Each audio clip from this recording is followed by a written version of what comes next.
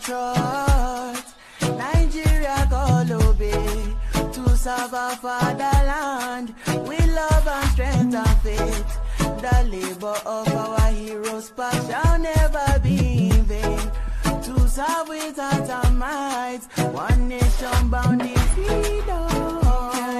In freedom. In freedom. Peace and unity. Arise, my people. Arise, my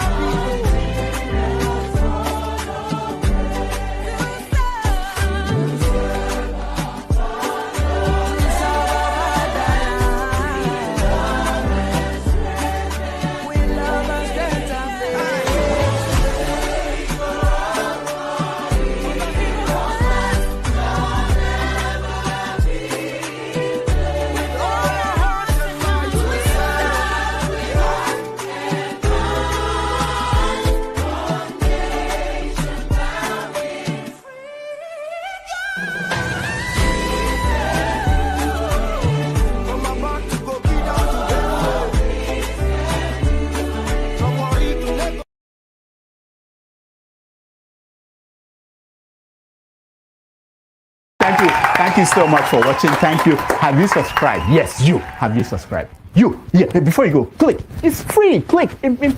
Just that's it. Have you subscribed? You are laughing. Have you subscribed? Have you subscribed? Thank you. Thank you. Thank you. Hey, madam. Thank you so much. I can see you. I can see you. We have to get to 100,000 subscribers. This by the end of the year. How are we going to do that if you don't subscribe? Yes, you. Yes, you're about to click off. Why? Have you subscribed? It's free. If you don't, ask your son, ask your daughter how to. Just one click. Thank you. Thank you. I see you. Aha. Thank you very much. Thank you very much. I'll see you tomorrow.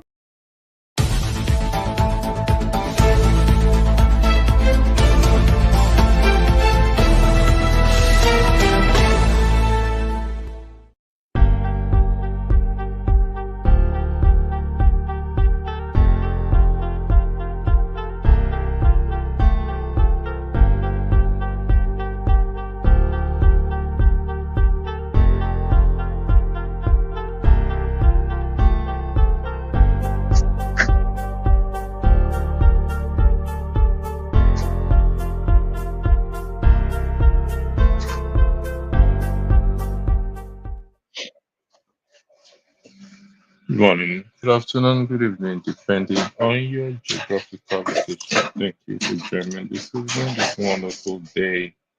A day that I believe you're having a restful day, Sabbath day to some people, Sunday to some other people, and also to those celebrating the declaration of the Biafra, declaration of the United States of Biafra. Have a wonderful day as well too. I hope you're having a wonderful day as well too.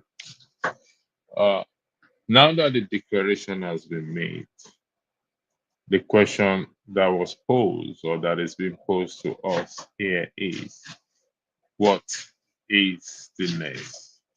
For those of you who are in Nigeria or have friends or family in Nigeria, if you can let us know if there has been movement of the people. For those of you who are not familiar with the phrase understand, it's attributed to Fela and Nicola Kuti. That's a Pan-African movement he started, which he abandoned due to the government of the day at the time. Now, the declaration has been made. The reality of the declaration is yet to be seen. But there are several questions that needs to be asked in terms of what is the Nigerian take on this declaration of the people of Biafra. Also, the 40 states, are they flying the flag of Biafra in Nigeria? So, for those of you who have this information, if there are movement of the people, if you observe notice any movement of the people, like the topic says. Igbo traders, are you ready to go? Or you are still in love with your slave chain? This is from Koiki Media, who is currently broadcasting the declaration live on YouTube channel. But the question baffles me as to asking if they are ready to go, or you are still in love with the chain, with your slave chain. I thought it's every Igbo people that bought into this Biafra movement, but I guess I was wrong. So that question kind of threw me off balance.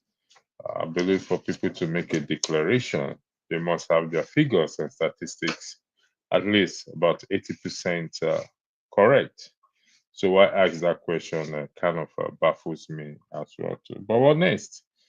I've never seen a declaration made outside the shore of any country, but this is the first time uh, uh, I'm hearing a declaration made outside the country.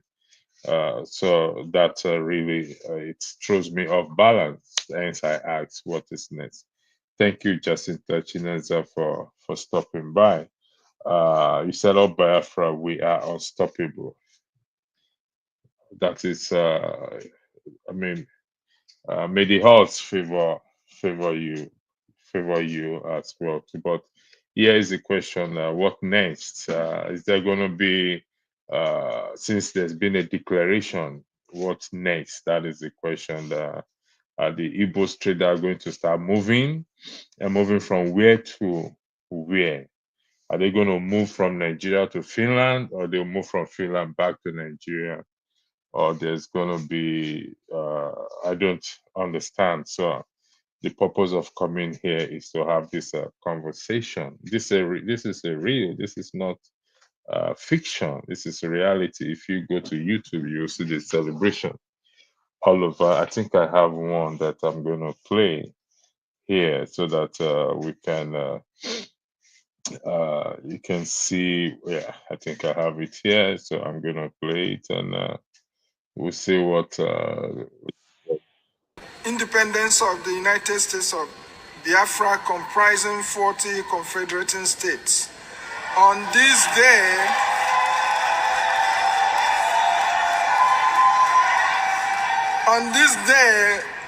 November 29, 2024.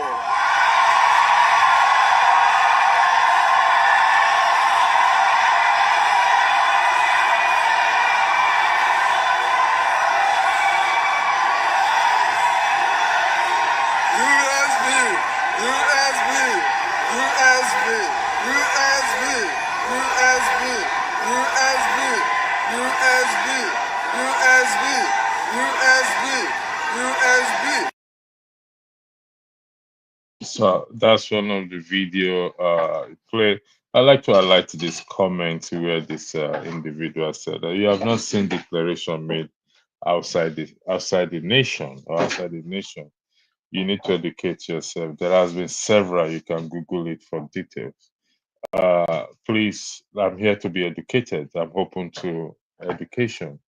Education is a daily thing. So if you know one, please, it would be nice if you can just highlight it and point it out to me. Maybe my Google browser is not picking up any declaration that has been made. It's possible. I'm using an old Google browser. So if you can do that for me, Kuba Ebo. So if you can do that for me, you further when you said the traders are West Africans and belong to West Africa economy, therefore are free to trade anywhere. I don't understand, Kuba. The traders are West Africans and belong to West African economic area, therefore they are free to trade anywhere. But that's not what the highlight is. The topic, the question asked is, Igbo traders, are you ready to go? Maybe I should highlight it so that he can understand what I'm really saying there. Igbo traders, are you ready to go? How does that constitute as West African traders. That's why I say, is it an illusion or a reality? But your response appears to be suggesting that this thing is an illusion. But I'm not in a position to make that determination. So it's a question I ask. But you are not telling me, Kuba Ebo. You are saying that it's traders in West Africa. But the issue is not West Africa. The issue is Nigeria and the declaration of the Biafra, United States of Biafra. So are there movement? Okay, let's even go by your argument that it is West Africa. So where are they moving to? Moving from where to where? If you can please educate me and the viewers in that regard, that would be very helpful. So that would be very helpful. So I'm just kind of typing something here. And I thank you for joining, CJ. CJ, I'll bring you in. So just give me 1 second. Then we will have this conversation for educational purposes, because what we are seeing here is not fiction. It's live. It's not something that is happening in space. It's happening here on Earth in Finland. So thank you very much, CJ. Here you are. Thank you for joining. So, Good morning.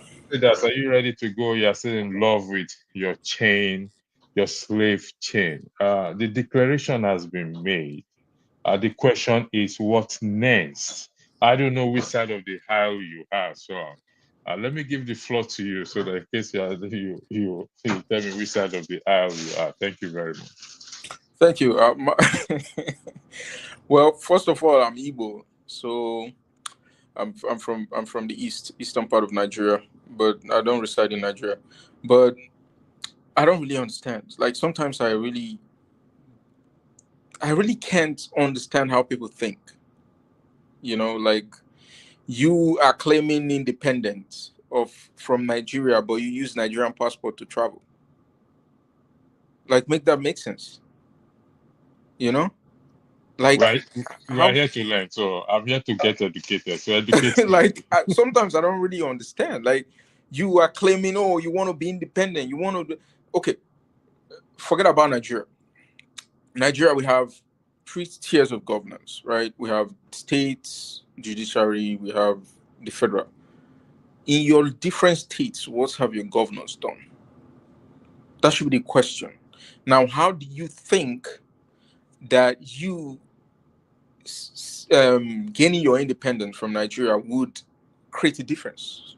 What do you think? Like, do you think the people who are in Igbo land are different? Like, they came from heaven? They're angels from heaven that will make Nigeria an El Dorado, that will turn the whole, that will make the eastern part of Nigeria like heaven on earth. Like, really? No corruption. Ekweremadu is an example. He's in jail. He's from the east. Huh? Emefiele, the same thing. All of them are corrupt. Like, even these so-called people championing Biafra at the top, the contribution they make, some of them they use that money to live large wherever they reside. Wearing designers and shit. Like, somebody's in Finland. Now, if you so believe in what you're fighting for, why would you change and say you're a content creator? Like, really? You believe you should be able to die for it. You should come out, stand for it, and say, yes, I stand for Biafra. Yes, how do you gain independence if you don't even believe in what you're fighting for?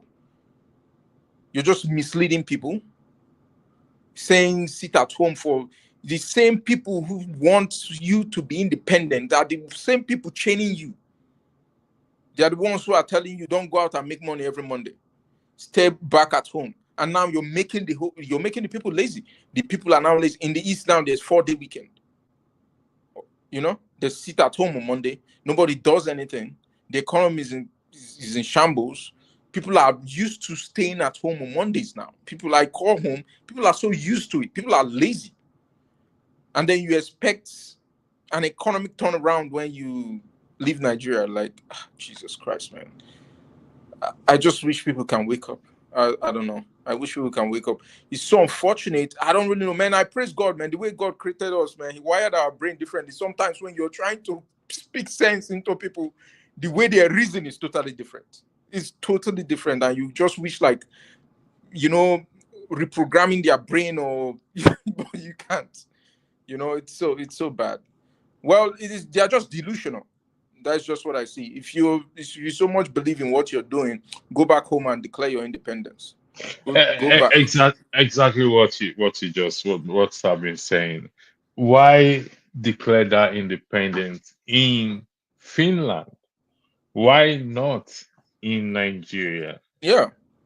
Why Finland? Why the celebration in Finland?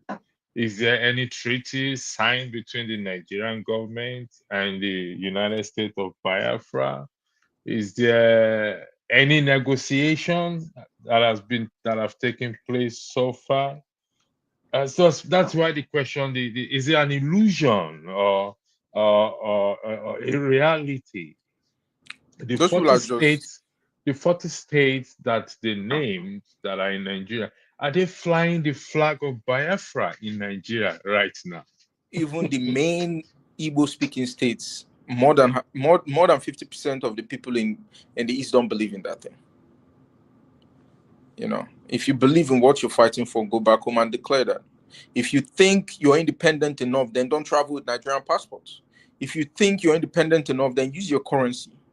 If you think you're independent enough, then you should be represented in the United Nations. Like this, do they think?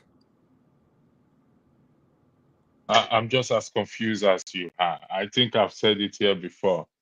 They should print their own currency. They should map their own territory, recruit their own army, and for if really they really that's my own position. If they really want to do, you see, I like I said, it's the efforts in which they put into this. If this same effort is put in fixing Nigeria, Mm-hmm.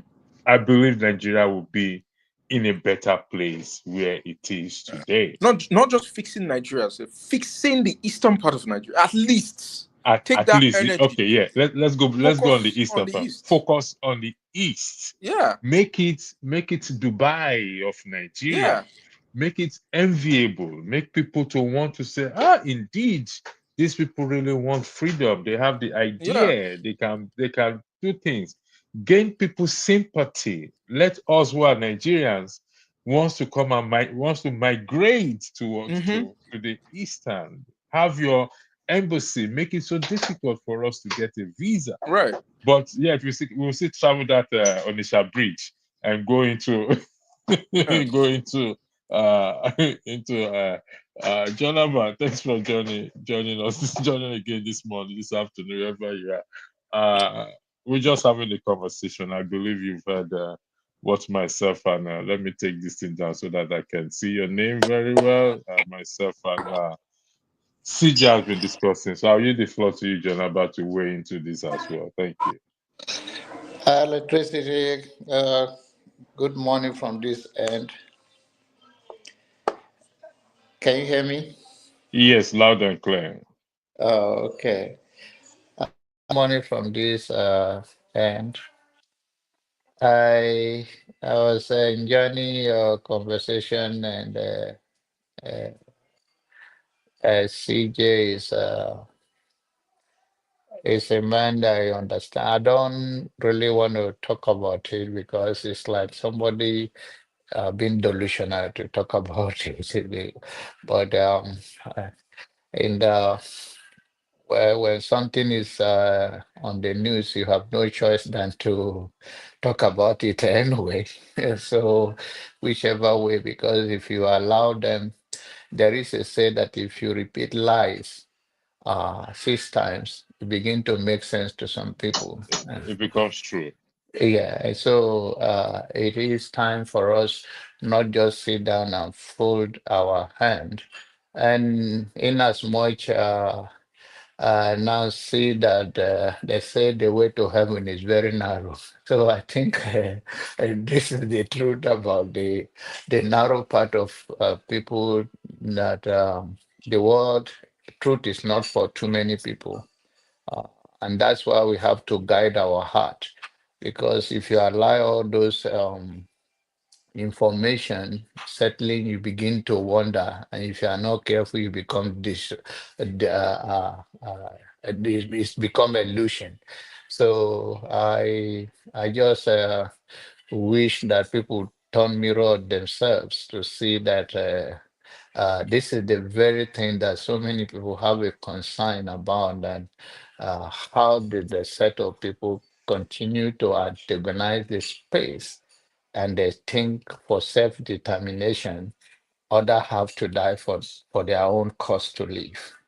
And worst part of it is within themselves. Um, that would be worse than Nigeria. I wish it can come to reality so we can say, I told you so. But unfortunately, or fortunately, it will never come that way.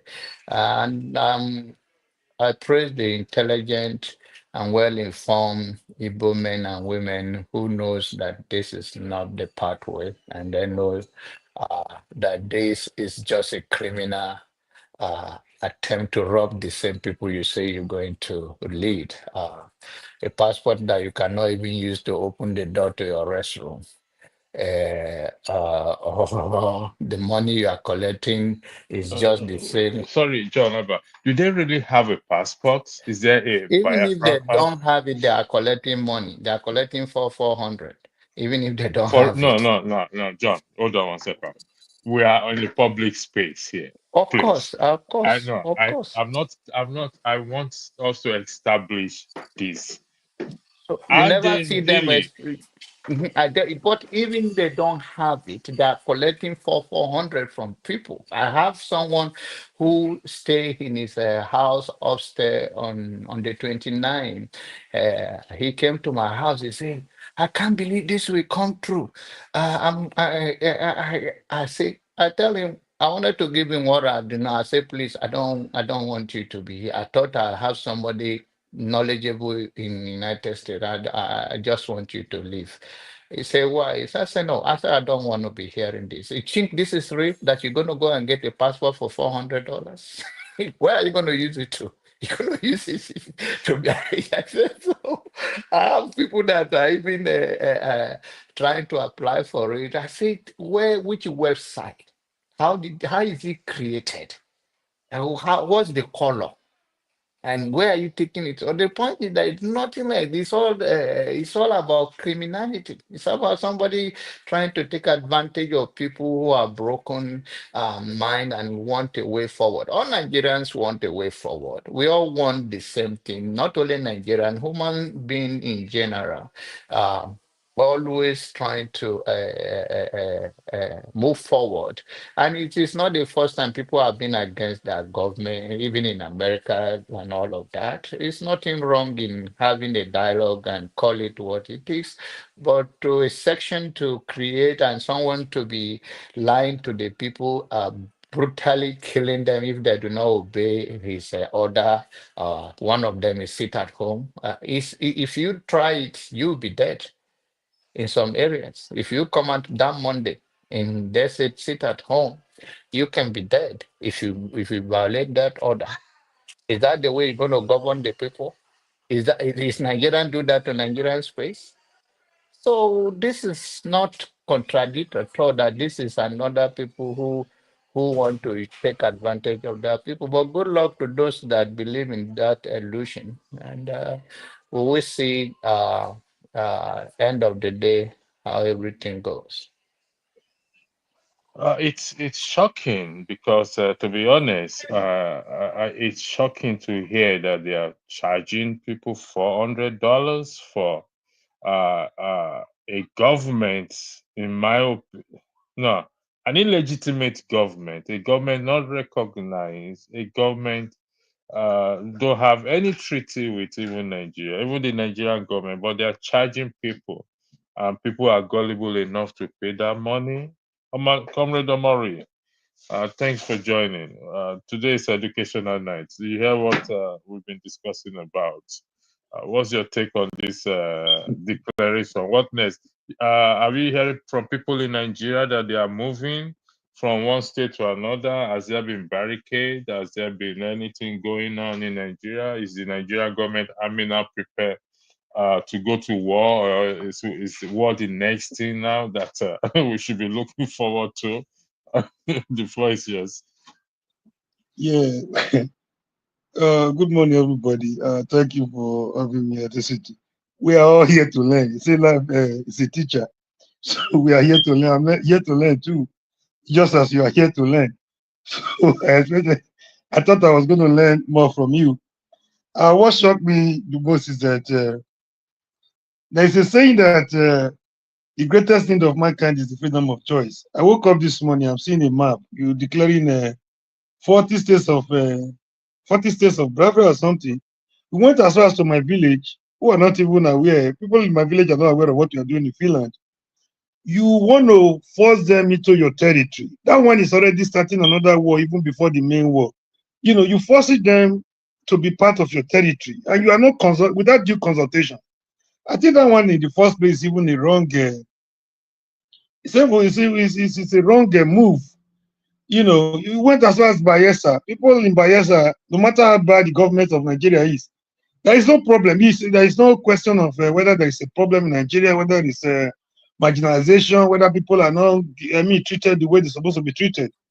But you coercing people without consultation into your Biafra movement doesn't even make any sense to me, you know. Assuming you are even granted the permission to go with whatever illusion or delusion you have in mind, those people will revolt. You know, there is another round of agitation on its own, because you're not given the opportunity to make input into whatever you're doing. You said there was a referendum. People in my area did not vote. You created the state. You give them a state capital. You give them a status that they are not even aware of. I mean, I think that guy needs some psychiatric examination. You know, I don't have any problem, you know, you doing whatever you want to do, but you forcing people without due consultation to your territory, it doesn't make any sense to me. I think it's delusional. Thank you. Dan, I'll come to you, CJ. Dan, thanks for joining. You are a strong believer in Biafra. Yes, that right is respected. But the question is, you were with us till this morning. So the question is, what next after this declaration? Are people now moving around in Nigeria, moving away from people from Igbo traders from Lagos now and from all part of the country? Are they moving to the eastern part of the country? Or this declaration, this government is based in Finland? And so we have a Finnish government. Also, we have a Biafra government in Finland. Is the Nigerian government, how is the Nigerian government reacting to this? You are one of the founding fathers, allegedly, of the Biafra movement. So the floor is yours, Dan. Thanks for joining. Yeah, I want to say greetings to these our brothers, and especially to yourself for bringing up this topic, because I can see that a lot of people are very, very, very confused. You know, we come from a country where they have one saying, "Na so they do them."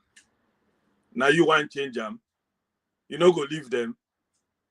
Just try by yourself. If you know if you go for Nigeria, find another country, go.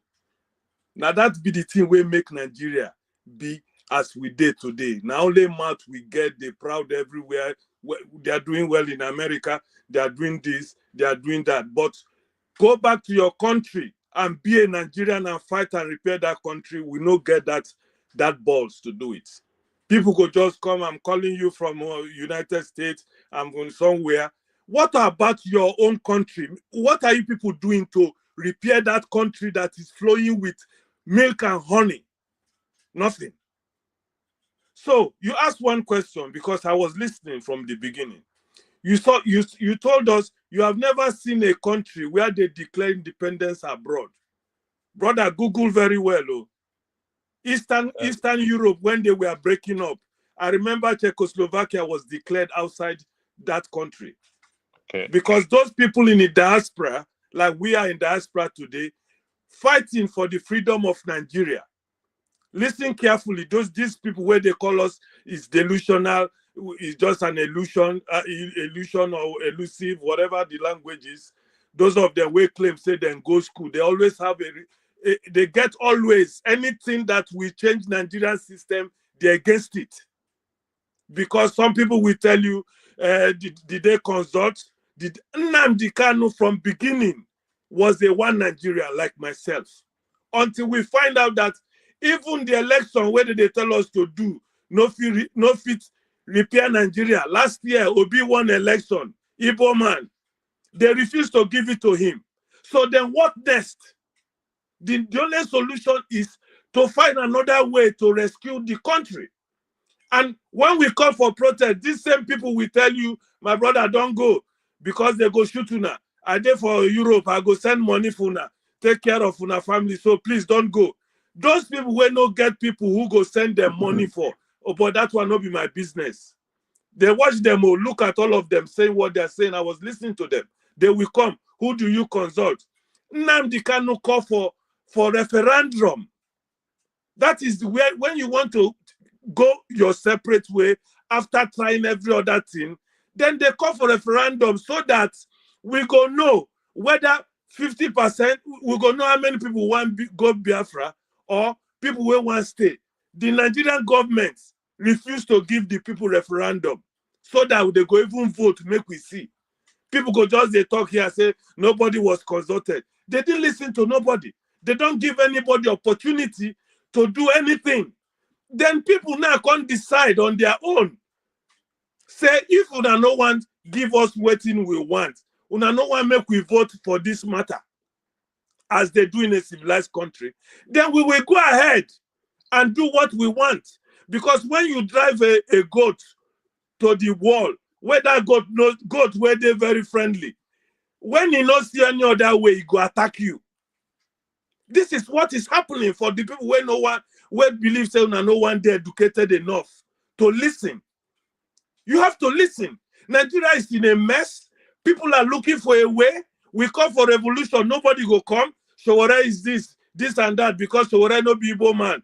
The people go come again tell you, Showore, why Showore go call for revolution? This and that. That one, they don't put water inside now.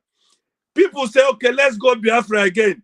Then declare. People say people are mad. They don't know they are taking money. Biafra asked for $5. That is what they're asking for people to donate $5 or more if you want. Because this operation needs finance. When we get this finance, get strong head, get lawyers, we go prove our case in the United Nations and this and that. This has a mile of a journey of 1,000,000 miles starts one day. Gentlemen, open your brains. A journey of 1,000,000 miles starts one day. We've just started the trip. We are going somewhere. It can take 3 years, 5 years, 6 years. Don't always discourage any positive move in that country. Don't always do it because most of these people where they here now, ask them the solution for Nigeria. They don't have. Thank you.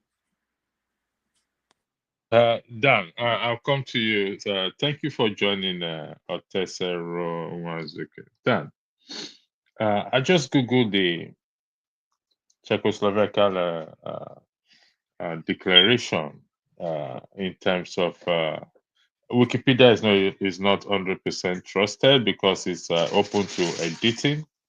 But from what I gathered here, it's as a result of the collapse of the Austro-Hungarian Empire, of which the Czech and Slovak lands have been part for almost 400 years. Okay, like I said, this is an education. This is school for us. However, the question remains is, for this to be recognized, there has to be a negotiation between the Biafran United States of Biafra and the Nigerian government. Failure to that could lead to a war. Do you agree with that? Mr. Electricity, with due respect to you, when you declare, like most people saying that, laughing at Simon Ekpa, and Nnamdi Kanu has already been incarcerated, okay? When you embark on a journey like this, you should not rule out death. You should not rule out war. You should not rule out anything. Because the condition of the Nigeria today is being, the man ruling Nigeria today got into power with 8 million votes. And the accredited voters were 96 million. They fooled us. They have brought electronics that will make election count. Is that not what they told us? At the end of the day, only 8 million people brought this criminal into power. Nigerians could not even do, all these people in this your platform, none of them came out to protest. They called for that protest. All of them here didn't come.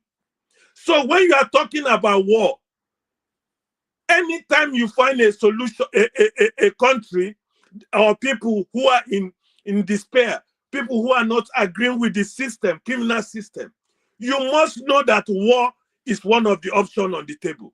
And the war has already been fought before, and they told us, okay, let's end the war, no winner, no vanquish, and something like that. But they didn't keep their side of the deal. Igbo man in Nigeria, not only even the Igbos, if you are from Southwest, South, nonsense and whatever, nobody's being respected in that country. Only if you're not a Yoruba or Hausa, you cannot become anybody in that country. So you have to know that war is on the table.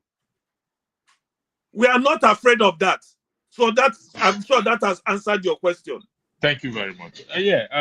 We're gonna time each other now because we're also in fairness to everybody. So hold on one second, see I'm coming.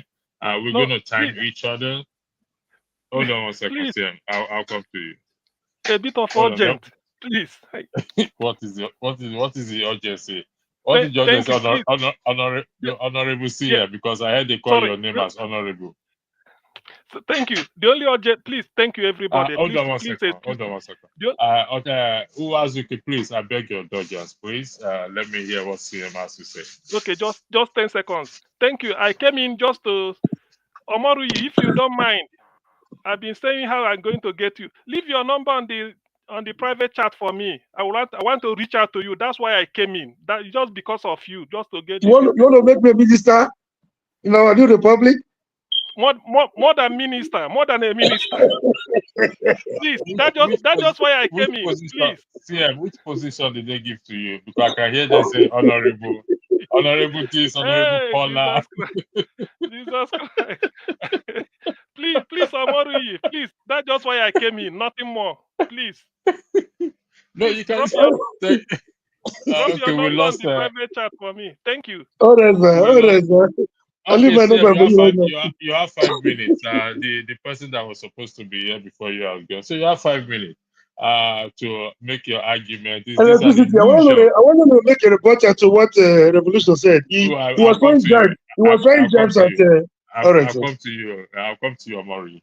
CM, the floor is yours because listen, you've read a lot of books, okay?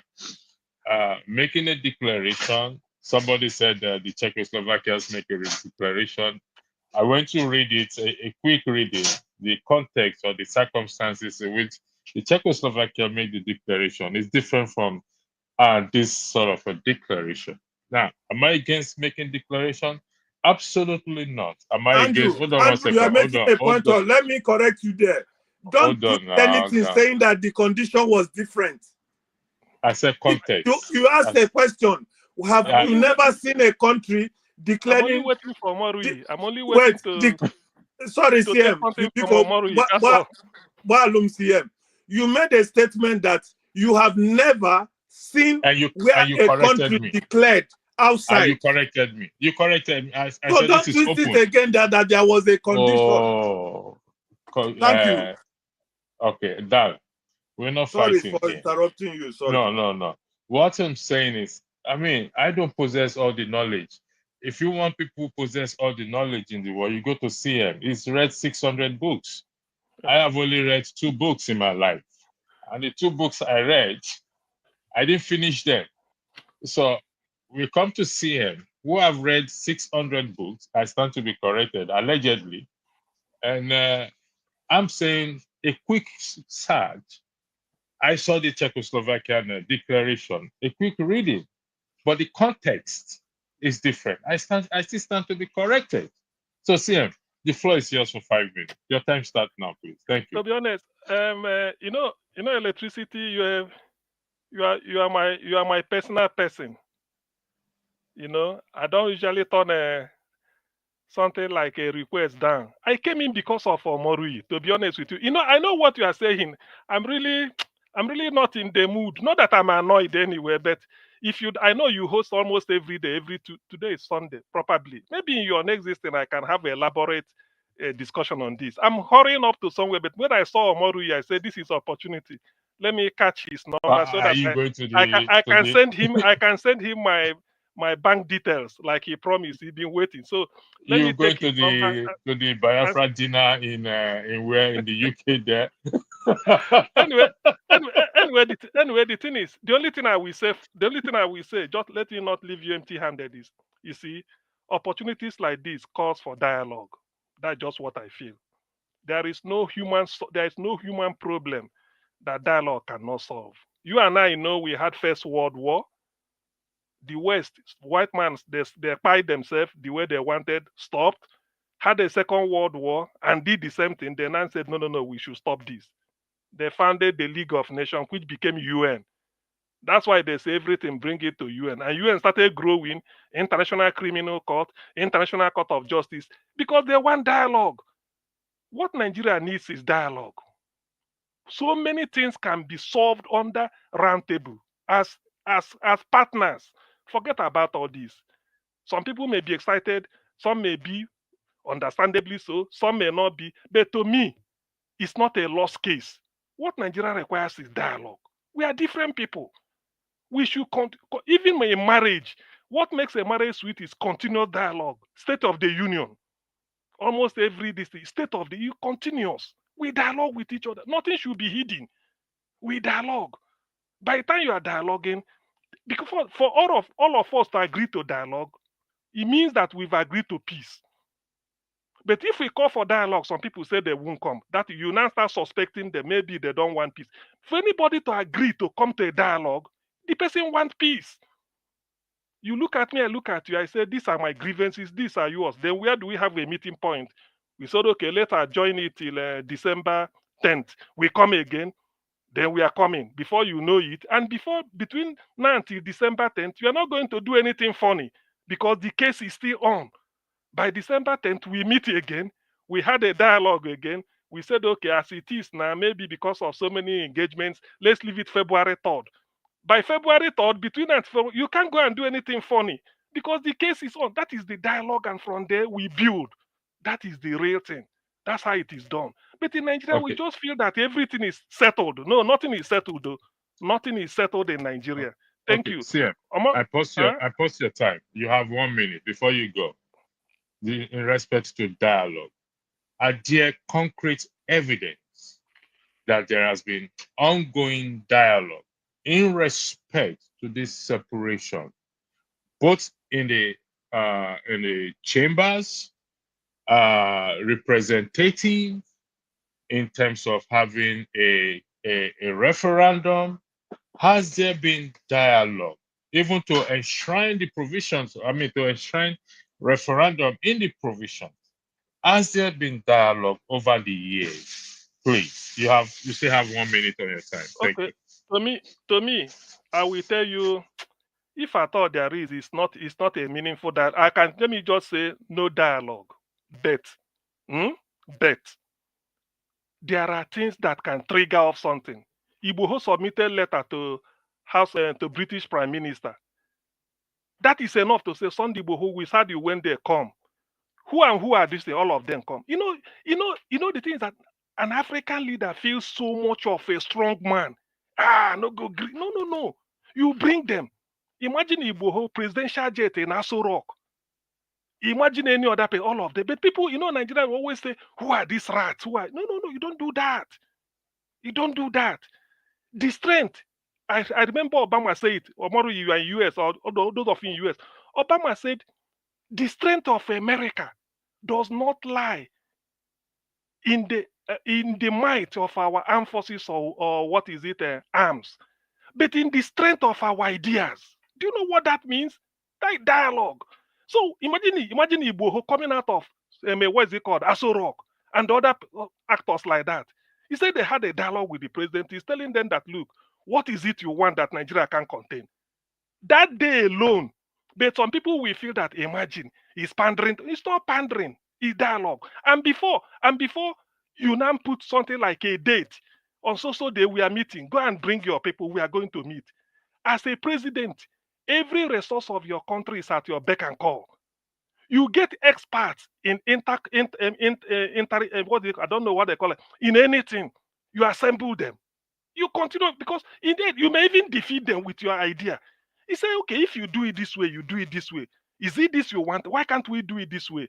But the thing is that black people, we find it difficult to dialogue. We feel that, that's strong. You want to challenge my power, and that it doesn't work now. To me, the summary is that nothing has been lost.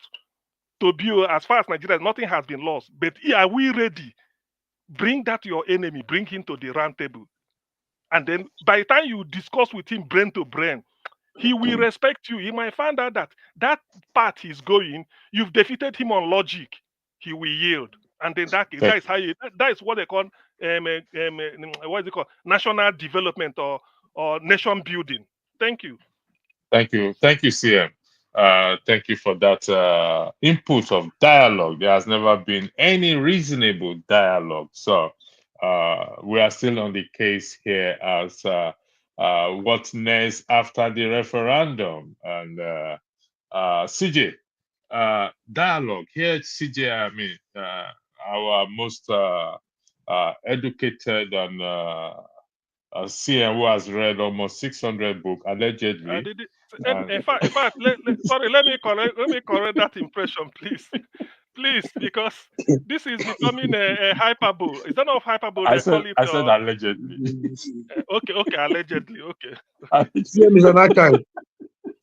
I hope you're not leaving soon, Mr. CM, because I want you to do my appointment letter before you leave. CJ, I'm back to you again. Don't worry me. Dialogue. It's all about dialogue, and that is just the truth. So how do we pursue or convince people to get involved in this dialogue? Because it is, my opinion, this is an illusion. It's a film trick. It's what I call abracadabra. The more you look, the less you see. So CJ, the floor is yours. Thank you. Yeah, I think dialogue is the key. Like many conflicts in the world, even currently the conflict in Ukraine and Israel, Donald Trump is about to step in. When he gets into office, he's going to dialogue.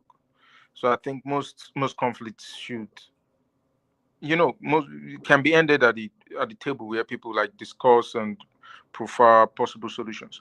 I think the best way for Tinubu government to kill this is to, first of all, release Nnamdi Kanu, right? Pardon him, and then bring him to the table for further discussion.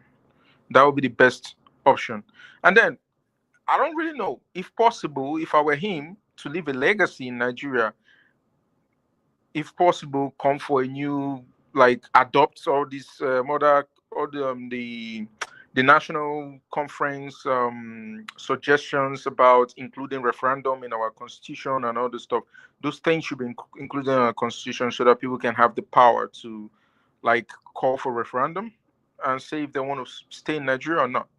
Because people shouldn't be tied up, in bondage in a particular place that does not favor them. So one, dialogue.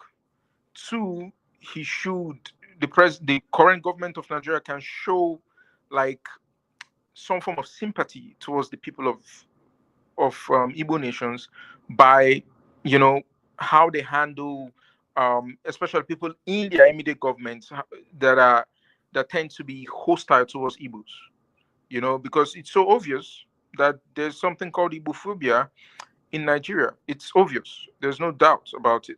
So Tinubu can start by, penalizing people who go against that, people who are so extremely tribalistic. Make sure Nigeria is detribalized. Those things actually would help people believe in the nation again. And then apart from that, like, there are steps you can take while dialoguing. If you take these steps, people see what you're doing. You see that you're going to convince people. In fact, a lot of people who are even their supporters will start backing down. So I think the best thing Tinubu should do right now to kill this, releasing Nnamdi Kanu, bring him to the table for further discussion. That should be the best option, because I think Nnamdi Kanu wields a lot of power, and I believe if he releases him and dialogue with him, I believe Nnamdi Kanu is ready to talk. He's ready to adjust. He's ready to give Nigeria a chance. Like, I don't think he likes. He would want to leave Nigeria, because in their heart of heart, this is just a form of civil disobedience. But this is a civil disobedience taken too far. In their heart of heart, they know it's impossible. In their heart of heart, they know it's impossible to achieve Biafra the way they're going about it right now. So I would say dialogue is the key. But Thank you. currently, there is Okay. the government has not shown any sign to dialogue. That's the problem. Okay. Thank you very much. Geneva, do you think this is a question for every one of us? But I start with Geneva. Do you think Tinubu can leave a good legacy behind? A follow up to what CJ just said now. Thank you. The floor is yours. Thank you, Electricity, one more time, and the fellow panelist. Um, Whatever Tinubu want his legacy to be, that is what it's going to be. He has nothing to do with Nandi Kano or any dialogue like that. Uh, Dialogue come when you follow the right channel. Dialogue is not a way of bullying somebody to the table. That he must come and hear you by force. There's what is called junk behavior. Your children cannot just walk into the house and become a musician. Give me this, give me that. I'm hungry and this and that. In as much as this is a national issues, uh, we believe that every Nigerian should live and should also lead to their own God-given potential, but it's not in the in the force to come to the table. They have to come in a reasonable way, and the reasonable way is the right channel. For instance, when they says that people should, they have 40 states of Biafrans, United Biafrans, and you see all the states they mentioned, and you will find out that end of the day, it's a scam. There's no such thing.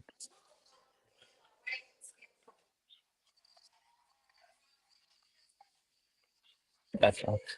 There's no such thing than a scam, and oftentimes power do not succumb to uh, you must do it. Power succumb to understanding that these people are having impact on me. Let's say your house is surrounded by the cops and or police here, and you are resisting arrest. What happened is that at a time you will give up because you know they are not going nowhere. That is what people surrender to. At this point, the people making noise, they are not relevant to Nigerian government. And that's why they shun them. Nigeria is not a chicken country in as much as we have not made so much progress. But people know who Nigerian is.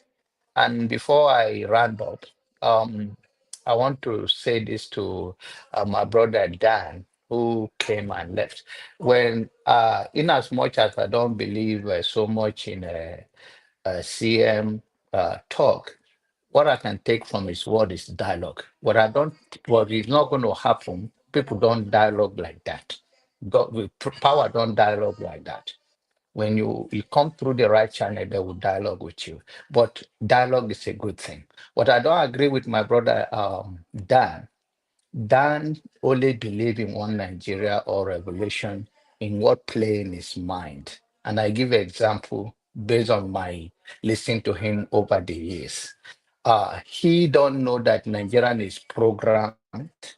He don't believe that Goodluck was a president that brought Buhari. He thinks people like Rudolph and Sowore brought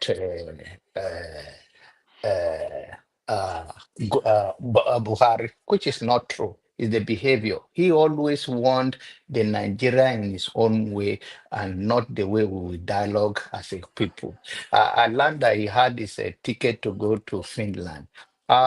He can afford to go to Finland, but the issue is that if he is calling for revolution and he believed that uh, Samuel Ekpa and whatever they are doing in Finland represent his value, I don't have a problem with him. That is his own choice, and that is the way he see the world. But then he cannot say that we call it delusional because it's still delusional. History is watching us. History will judge us. In 5 years, in 10 years to come, you will see that this very channel open is not the channel for dialogue. It's not the channel for reconciliation. It's not the channel to Biafra. The Biafran will come as a result of referendum, and those referendum come within the Nigerian space, not somebody drinking expensive wine in Finland, dancing as a content creator or whosoever he call himself. Those are genius to me, and that's why I don't want to even go there. The people who want to believe in him, they can believe in him the way they want to.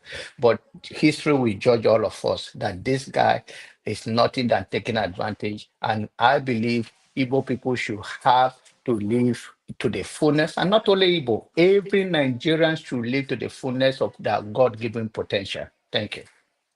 Thank you very much. Mr. Mori, Can, uh, can I? I'm back to you again.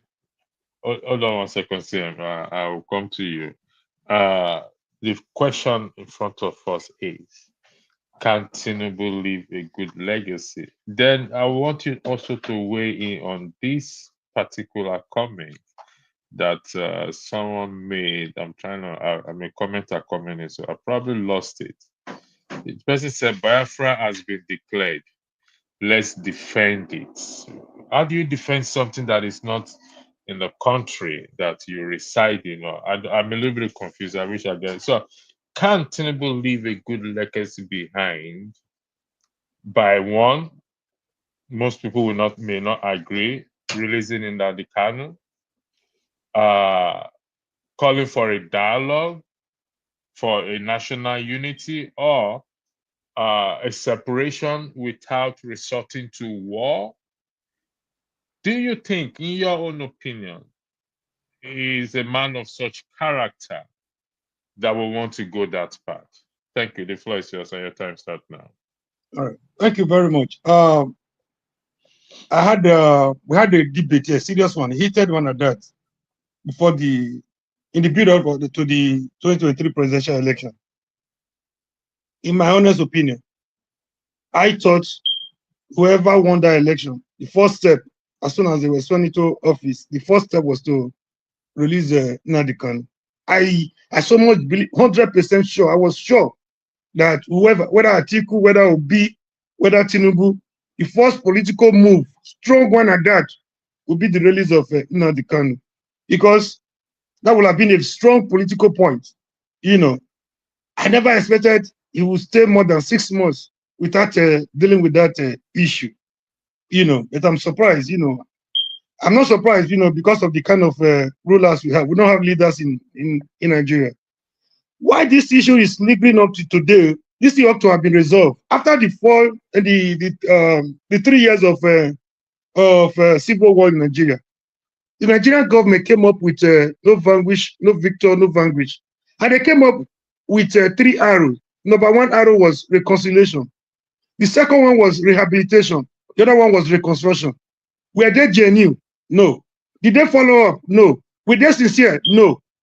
So this is why you have it as a recurrent decimal till today. These issues have to have been trashed. They have to have been, over before now. So they have never been sincere. If you listen to the words of those no vanquish, no bitter, no vanquish, it's very sweet, right? But to what extent did you follow? If you listen to the three arrow, the arrow raised to power three of reconciliation, reconstruction, and rehabilitation, they were good things, that will have healed the wounds, generated from the war. Did Nigerian government follow suit? No. So I'm not against anybody. See, if there's anybody that's against that, structure called Nigeria, I am number one. I started fighting for injustice, against injustice in Nigeria before I turned 16. I wanted to address that gentleman that just came here to, rubbish everybody. He was attacking me directly. He was referring to what I said. I'm not against the agitation. There is every need for the agitation. Every permutation, every calculation, everything you think of, is the Nigerian system working for anybody except for the cabal? Is the Nigerian wave system working for my own community? Is it working for my own state? Is it working for the region where I come from? The answer is certainly no. The cause is a genuine cause, but the methodology, the system you adopt to fight, you might be fighting a genuine cause with the wrong approach. The approach might not be right. The cause may be very, very 100% okay. I wanted to address the revolution because when we are fighting, when we are facing tear gas, bullet, I see a bullet wound. If I have his number, I will take a screenshot and send to him. When we are confronting the military, the IBBs of this world, the Abajas of this world, I never saw such a face. My revolutionary movement was not just on the pages, on the internet. I fought on the ground. So if we were to, those that have been fighting for Nigeria freedom, by now I should be a general. So not just come here to throw jabs at people and leave. You thinking you are stronger than every other person. Mention any president in Nigeria, I will tell you how it looks like. I don't know if they have changed right now. We've paid our dues. We've suffered. We've suffered. Is it for June 12th? It's whatever struggle you mention in Nigeria, we were deeply involved. We were on the ground fighting. So I wanted to address a revolution. I don't know if you're still listening or if you're still here. I've never seen your face. I've never seen your face on the internet. Kudos to Dr. Damage's show. We've come a long way. We've come a long way in the struggle. So even in my own state, in my own little state, if you want my own side of this, where I come from, my own geopolitical zone to live, we are willing to live. We are also marginalized in our own state.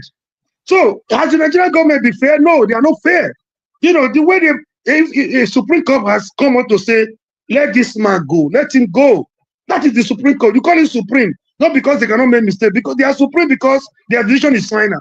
You have no reason whatsoever to keep him there. So I'm against injustice in Nigeria. But the way we go about it, the way we go about the solution matters to me. That gentleman did not listen to me very well. I'm against conscripting my own region into the Biafra map without due consultation. I might be very small. You might not know my age, but then this is another form of colonization, even worse than the one they did to us before. If you want to conscript my people into the Biafra map without their due consultation, they will react. I want that man to go back to dictionary and find out the meaning of referendum. It's not by imposition. It's by free will. It's by free will. My people were not consulted. So I have every right to say we were not consulted. I'm qualified to be a minister, even in my own region, for to make me part of Biafra. Thank you. Thank you, Amor. Before I go to you, Henry Gabriel and Do Good, thank you for joining Justice. CM, you wanted to say something. I'll give you 1 minute to say what you want to say. I don't know. You're muted, CM. You're muted, CM. Be brief. I can see. Okay, I can hear you now. I will be brief, I promise. You see, let me just return to the power of dialogue. Let's remove Biafra or whatever. What of Boko Haram? Can't we dialogue with them? Do you know the impact of Boko? Do you think we should dialogue with Boko Haram, Yes. not a militant group per se, but a group that kidnap, that maim, that rape, that what is the basis of dialogue there, please? Okay, good. That's a good question. You know, Nigeria tried to crush them. Did we crush them? Did we? No, we did Nigeria not, made because of Nigeria. foolishness of our government. Okay, wait. Nigeria made a budget, spent money. Buhari said he moved defense headquarters to Meduguri until they are crushed. 8 years, did you crush them? No way. And it's an ideology. The impact, let me put it this way, the impact of Boko Haram activity is that people do no longer go to the farm. They can farm. They take over some areas in the middle belt, put them in refugee camp. Food supply became short. Because of short supply, demand is high, the prices rose. Now, if you call Boko Haram, look, I won't even say come to Aso Rock. I will tell them we put a conference somewhere in Meduguri. I will go there. It does not make you the president very weak. That is the point I'm stressing. You, the person calling for dialogue, it does not mean because you are weak. It does not mean so. So when you get there, he said, what do you want? They may say they want Islam. You tell them, if you want what that thing you want, what if other area want it too? They may not think this way. By the time you are dialoguing with them, you've weakened them. I'm telling you the truth. That is the point of that. Let's forget about Biafra issue. Just use Boko Haram as an example. Dialogue with them. They are causing devastation in Nigeria, we know. And we voted in Tokano Jet, all those things. Have we crushed them? No. And they are still recruiting from among us. By the time you call them to, imagine the head of the Boko Haram, whether he covers his face, is discussing with you. It does not make you the president or your team very weak. That is the point I'm stressing. You, the person calling for peace, it does not mean you are weak. It means you are civilized. It means you are civilized. That's what I'm saying. Thank you. This is a different angle you've taken also, because in the matter of Boko Haram and their history, I personally, my own view is not dialogue. It's go to war head to head and defeat. How can you dialogue with ISIS?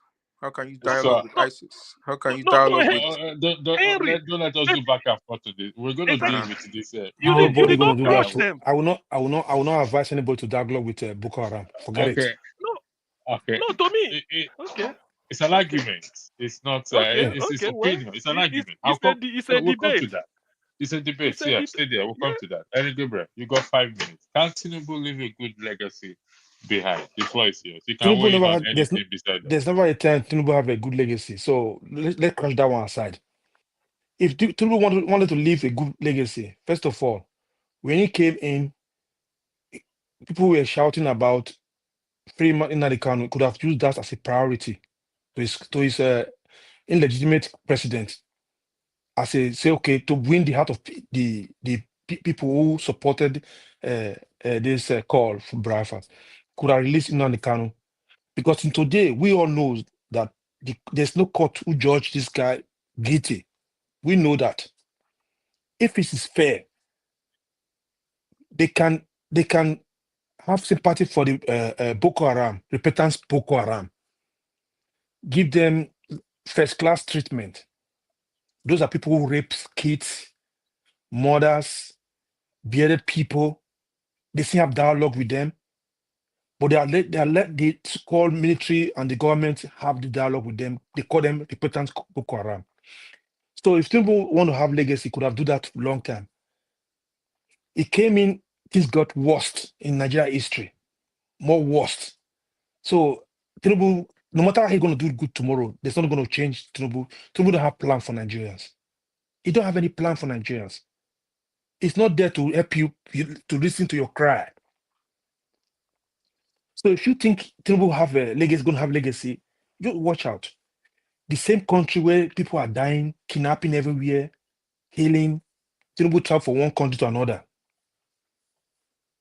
You want to bring investors. Are you going to bring investors when the country is not able to keep investors there to stay? So for that legacy, Tinubu is not going to have any legacy because It's destroy everything already. It destroyed Nigeria. Forefather, Mr. Electricity. Since we were born, is Nigeria so worst like this? Say the truth. Let's be sincere. No, I agree with you. I mean, it's gone from worse to terrible. I Yeah. agree with you on So that. there's no legacy. We're not going to have any legacy. That's zero.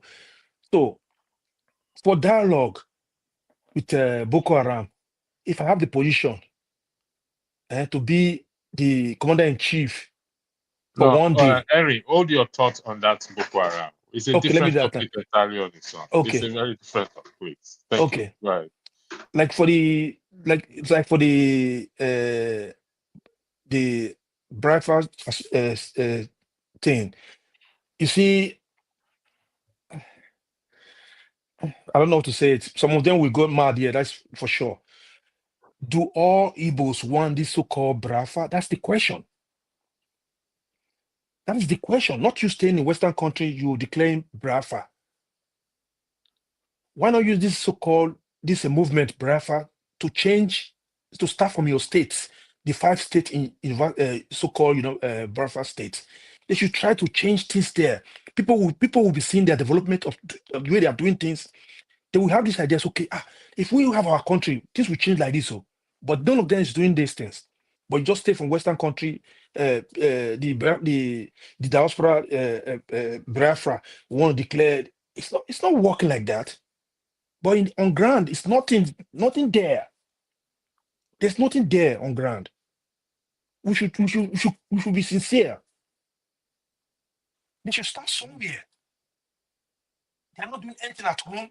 They stay outside, living good life, shouting. They want to declare on second to be. They are stay. They are. It's not going to work anyway. And if they want to go to their Biafra, they should forget about other tribe, other region, other country, other state to come to say, "Oh, this one belongs to Biafra land." Who give you that doubt? Who give you that power to say this is going to be your Biafra? You don't call Benin to be your Biafra. Do you consult them to say if you want to join your Biafra or not? Just to wake up and say this Shekiri, the Edos, these are Biafra. Are you dreaming? They forgot it was a kingdom. They forgot that already. They should go and read their history properly. They should do their Biafra. It's okay, but you don't go beyond your so-called boundary to force people to be your Biafra, because that being Biafra is a dream. It's not coming here later. That's for sure. It's not going to come because the Nigeria of a country of a thing is not ready to negotiate with you people with this Biafra issue. They are not ready. They prefer to negotiate with terrorists than to negotiate with the Biafra. They know this. Nigeria is not ready to do dialogue with the Igbos. What they did to the atrocity they did to the Igbos. They are not ready. The wound is still there. And I was expecting all those so-called sound elders, you people call elders and sound, we should not talk to them anyhow. They're elders. They went to go and fight to bring the old national anthem in the House of Assembly, in Senate, instead of to them to go about this issue, dialogue. They could not go there, but they went to eat pelefu to go and bring the so-called old national anthem for you to start singing. Is that not madness? Thank you. Thank you, Dan. Sorry, give me 30 seconds. Nigeria government need to Okay. sit down and consult with the Igbos, but they hurt them so much. They have to go dialogue with them first. Otherwise, all this one we are saying here, those who, if you don't like the Biafra issue of a thing, these people are hot. They need to go take them, sit them at the round table and discuss with them, compensate them, talk to them what they want, ask them what they want. Either you like the Igbos or not, or you like the Biafra or not, you should think about it. If you were to be your tribe, they wipe up like this, millions, they wipe down like this, how would you feel? They still have this wound. Like you, our brother who live in America, if somebody come up in your home, wipe up your family, will you come and sit down, clapping for them? Thank you. I'm talking about. Thank you. Thank you. Even with the declaration, there's already divisions. The do says they were not consulted. Just like CN will say in the constitution, we were not consulted. No. For the electricity, we're not getting division with India and them because we're never a Biafra. So they should keep that division. We're not division with them. We are Okay, those. all We right. have a kingdom there. You know this. Go to read our history. So, But they included Edo as one of the 40 states, you know, if I'm it's good to correct. dream. They are dreaming. Okay. They All right. dreamers. Okay. Do good. You got 5 minutes. Don't weigh into the Boko Haram thing because it's a very interesting because I'm going to be a moderator and a panelist in the next subject of Boko Haram. So the floor is yours. Your 5 minutes start now. Thank you. Yeah, good day, everyone. Let me go straight to your question. Can Tinubu leave a good legacy behind? Well, anybody dreaming of a good legacy from this administration is, I think, that person is even a dreamer, because from day one, I remember he asked Nigerians to sacrifice I don't know what he used. He said they are pregnant and it's a pregnant pain or whatever. Whereas the man went around, before you knew it, he bought that is Escalade that they said is worth over $100 million or I don't know. I know 1 billion naira. Then before you knew it, he bought the presidential jet, the yacht. if you're asking people to sacrifice, at least I know for sure before he became the president, this man has 2 private jets. Why not at least jettison that purchase of a presidential jet, and at least be using your private jet, or even if you don't have any jet to travel around. I know thousands, hundreds of Nigerians who can give you their jets for free. But he went and borrow money, and then I'm buying himself a presidential jet, a presidential yacht, and then let's go back to his John Kenton all over the world. I was listening to some commentators in TVC or whatever they call it. They said Tinubu want to bring investors and Davido is chasing them away and telling them not to come. As if those investors will not do their due diligence, will not do their visibility studies, and know that for the past 18 months when this man came, that over 30 companies have left Nigeria. These are So if you are hearing, if you heard that companies are leaving a place, and you who does that? So for me, I think the man just came. He came to just grab, his own share, And my fear is that he has bought that Agberu tactics, that Lagos, to the national forum. If you go to Lagos now, I grew up in Lagos. If you go to Lagos, every corner, every junction, you see people wearing this high visibility vest with Lagos State this at the back, exhorting people. If you any lorry, any car that so what kind of legacy are we leaving for our children? Like I said, I've always believed in total balkanization of that country. I don't believe, like I used to say, Nigeria has never worked, and it's not working, and it will never work. Take it or leave it, So, and moreover, we have different value system. I keep on saying it. What a Yoruba man will tolerate, an Igbo man will not tolerate it. Imagine Yorubas will be the one who will tell you if you're coming out to say, they will ask you, Tani Papa, who's your father? Same as the Igbo person, if you're coming to lead an Igbo, they will tell you, nah, because they know they have a saying that from at least for someone to lead you, you have to first of all know who his father is. That will tell you the kind of person that person will be. All of a sudden, somebody who came from the moon and claimed he's from a social family. He went to school. All his educational background have been investigated. They were all lies.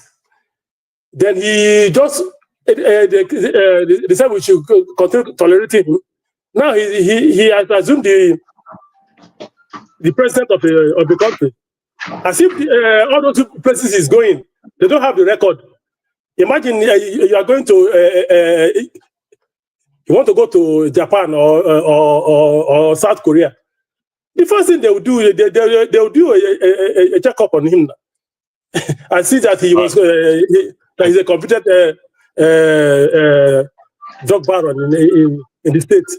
And some people who, because he's from their tribe, will tell you, oh, it's okay, it's okay. Yes, he wasn't convicted. It was as if we don't. Some of us didn't go to school. So my issue on that on it is that Nigeria, let us stop pretending we don't like ourselves. If we have to go, let's go peacefully. Let everybody, because I keep saying it, and that's where we have different value system. Thank you. No, how can I be sharing a passport with somebody who believe they must marry a 9-year-old a girl? You know? Yeah, I don't know. You know, you're irritating to me when I hear that. You know.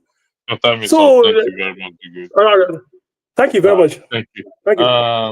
Buchi, you wanted to say something briefly. You've been going in and out, and you didn't have your camera on. So I'll give you some time to speak before we go to the next topic. Yeah, thank you so much, Electricity. In fact, this is my first time on this very platform. I just came in from work now, and I saw it live. So, and what was discussed on this platform drew my attention. So I need to make a bit clarification. If you give me a little bit time to do it, please. So when you say a little bit time, how many time? How much we have time? I'll give you 5 minutes. I'll give you 3 minutes. Okay, like 5 minutes, maybe. All right, go ahead. Your time Thank you so now. much. First of all, I'm gonna make it a kind of like in summary. I don't want to go into big details, but I want to start from the issue of Nigeria before I go into Biafra, just a little bit. Nigeria had a problem a long time ago. It should have been the best country so far in the entire global today, but they felt something.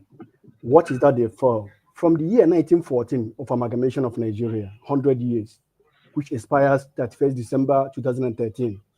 Coming 1st of January 2014 is supposed to be a new agreement between the three regions of the country, in eastern, western, and northern Nigeria, which come together to have an amalgamation of 1914. And heaven and earth have seen this. They deny this spiritual realm of it, because this is a kind of an agreement, is a marriage brought together for these three most well-known people in the country. They bring them together to be one for 100 years, and after 100 years, and they expect these three people to still come back again to say we want to remain in the same, or we want to segregate. They forget about this. So why do they think that things will work out very, very okay? Things will work out very fine in Nigeria when the foundation have been broken in every building, in every structure which the foundation have broken? What do you need to do? You need to bring down the foundation entirely and start afresh. Do you get me? If you try to make some kind of repairs, some kind of patches, it won't work. The pillars have been shaken already, so it can never stand. Let's stop lying to ourselves. It's not going to work out. If Nigeria is going to work out, you and I, who is seeing it, supposed to know that it's going to work out. It's not. Honestly, you and I know that is never anybody who is thinking that Nigeria is going to be one is a more than 1,000% lie to say that Nigeria is going to get better. When the founding fathers have said it, Samad Bello, Tafawa Balewa, they have said things about Nigeria that Nigeria is not a nation.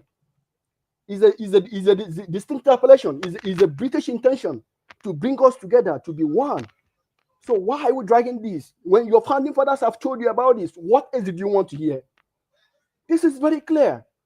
It's very clear. This is something you have on your wrist, and you're trying to find a mirror to look at. It's very glaring. It's very transparent that it's not going to work out. Very clear. Let me come to the area of Biafra. In Constitution of Nigeria, 1999 Constitution, there wasn't something like a referendum there. Yes, we know. But let me tell you something. Dialogue, they said, dialogue matters a lot. In the entire Nigeria, with Eastern Nigerians, there is no equality. There is no equality at all. Up to today, you and I know that there is no equality in Nigeria. After the war, what did we hear? We hear about the 3R, reconciliation, rehabilitation, and reconstruction. Since 1960 till now, what has Nigeria reconstructed, rehabilitated, and reconciled since 1960 today? It's not working out. It's not. Let's tell ourselves nothing but the truth. It's nothing but the truth. Honestly speaking, it's not working out. Now I'm coming to the area of Simon Ekpa and what is happening recently right now. I just want to make it. It's supposed to be a very big something, but let me just make it short for us. I have someone here say something about creation of 40 states in Biafra. Is not. Is a lie. Is like is a child's play or something like that.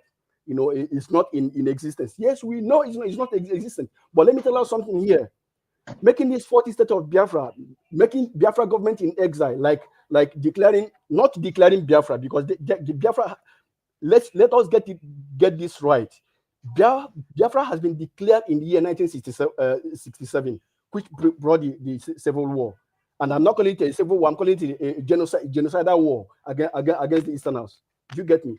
Now, what Simon Ekpa did on 29 was not... Your time is up. I'll come back to you. I know you say you need more time, but I'll come back to you.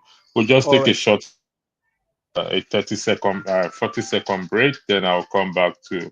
We'll come back to this to the 40-second break. So it's not going to be for long. Okay, just stay there with me. Thank you very much. All right, thank you. Thank you so much for watching. Thank you. Have you subscribed? Yes, you. Have you subscribed? You. Yeah. Before you go, click. It's free. Click. Just that's it. Have you subscribed? You are laughing. Have you subscribed? Have you subscribed? Thank you. Thank you. Thank you. Hey, madam. Thank you so much. I can see you. I can see you. We have to get to 100,000 subscribers. By the end of the year, how are we going to do that if you don't subscribe? Yes, you. Yes, you're about to click off. Why? Have you subscribed? It's free. If you don't, ask your son, ask your daughter how to. Just one click. Thank you. Thank you. I see you. Aha. Thank you very much. Thank you very much. I'll see you tomorrow. Yeah, thanks for joining me back again. I'm going to start with justice. I don't know who came first, either justice or okay, the other guy has left. So I'm going to start with you, justice. CM made an argument, shaking the table about dialogue, which all of us agree with. However, he went further, saying that we should dialogue, the Nigerian government should dialogue with Boko Haram. Now, I believe that Boko Haram has been classified as a terrorist group, not only in Nigeria, but in Africa. And we have records where they maim, they rape, they kidnap, and they cause havoc. Should Nigerian government sit down with such group to dialogue with them? Okay, we lost justice. To dialogue with Boko Haram, I'll start with Omori, then I'll go to CM will be the last person to weigh in on this. So I'll start with Omori. Should the Nigerian government dialogue with Boko Haram? This is a very serious issue because everything is now a dialogue. Even the Biafran also issue dialogue. Justice is back. Maury, I'll start with Justice. Justice, are you there? If you're not there, I'll go to the next Where is the person. noise coming from? Can somebody mute? Okay. I've muted it. Maury, the floor is yours. You got 3 minutes for this argument. 3 minutes, please. All right. Thank you. What Augustine said is a very strong one. It's always better to judge than to war. Every crisis, every struggle, every war, no matter how tense it is, always end up in around the table talk. So there is nothing, no weapon is as strong as the dialogue. It's the strongest weapon. It's stronger than intercontinental ballistic missile. So there is nobody you cannot dialogue with. But the problem with Nigerian government, with Nigerian rulers, we don't have a government. The Nigerian elite and cabal is that they have this goal of, it's always about them, either their own way or the highway. You could remember the crisis in the Niger Delta. It took a late President Yaradua, the best president we never had for a long time. It took him a short while, a question of a few months to deal with that crisis. No matter what it takes, even the Americans, no matter how powerful they feel their military is, they still dialogue. It comes to the war in Iraq. They never won that war. The war they fought in Afghanistan, you see how they pulled out. The strongest weapon, the stronger military weapon cannot win any war for you. The strongest weapon we have today is dialogue. Nobody you cannot dialogue with. But there has to be, you have to be genuine. There has to be a political will, a genuine will at that, towards the dialogue. It's not a question of coming up with a national conference just to make money. You sit down, even before the conference begins, you already know what you wanted to do. You don't really have anything to gain from the conference. The conference. We've had a series of conferences that will have, given us a positive, that will have moved us in a positive direction. The insincerity on the part of, negotiators, has always been our problem. So there is no weapon to answer your question. To keep it very short, there is no weapon that is stronger than dialogue. I give that one to CM. So another thing I want to say is that now that we have seen that, even for those of us, revolution, I don't know if you are back, you are still listening to us. If we talk the way we talk, does not mean we subscribe to the Nigerian way of governor or Nigerian system. No, we are even more angry than you are, than you think you are. That we don't put our name as revolution does not mean you are more revolutionary minded than most of us. Most of us had started fighting before we turned 16. Between 14 and 15, we're already involved in the struggle, right from secondary school days, against the injustice called Nigeria. So now that we have, most of us here, I don't want us to dwell much on the problem. I've concluded that our freedom, liberation will not come through the ballot.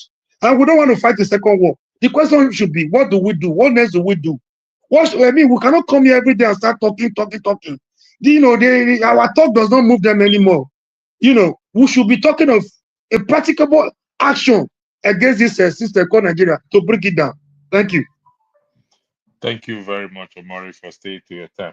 Before I go to to you guys, Justice and Christians are here. I'll go to them, then I'll come to you guys.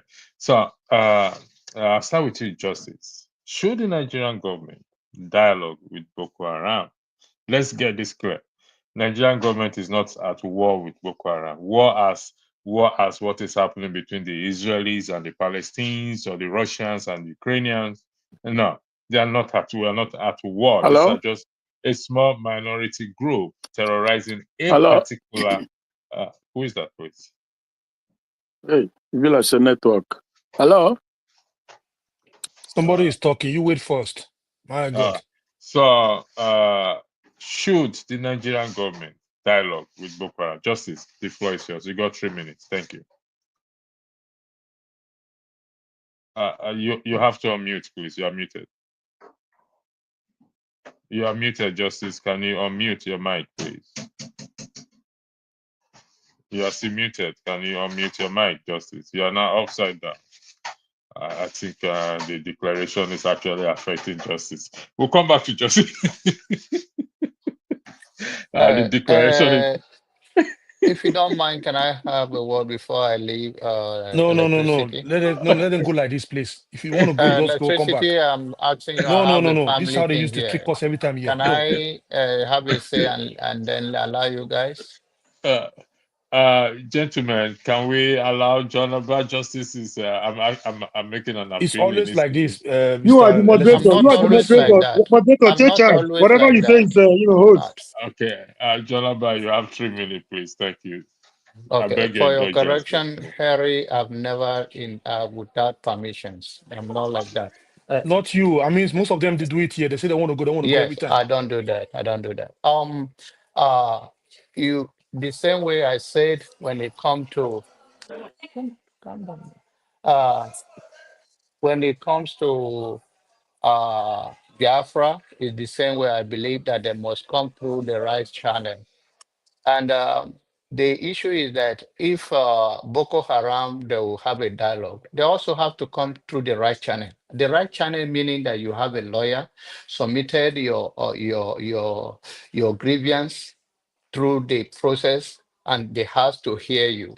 And if you continue to appeal it to Nigerian people, you gather a momentum and they will listen to you. No government come to a table because you want to bully them to come to the table. You must come through the channel.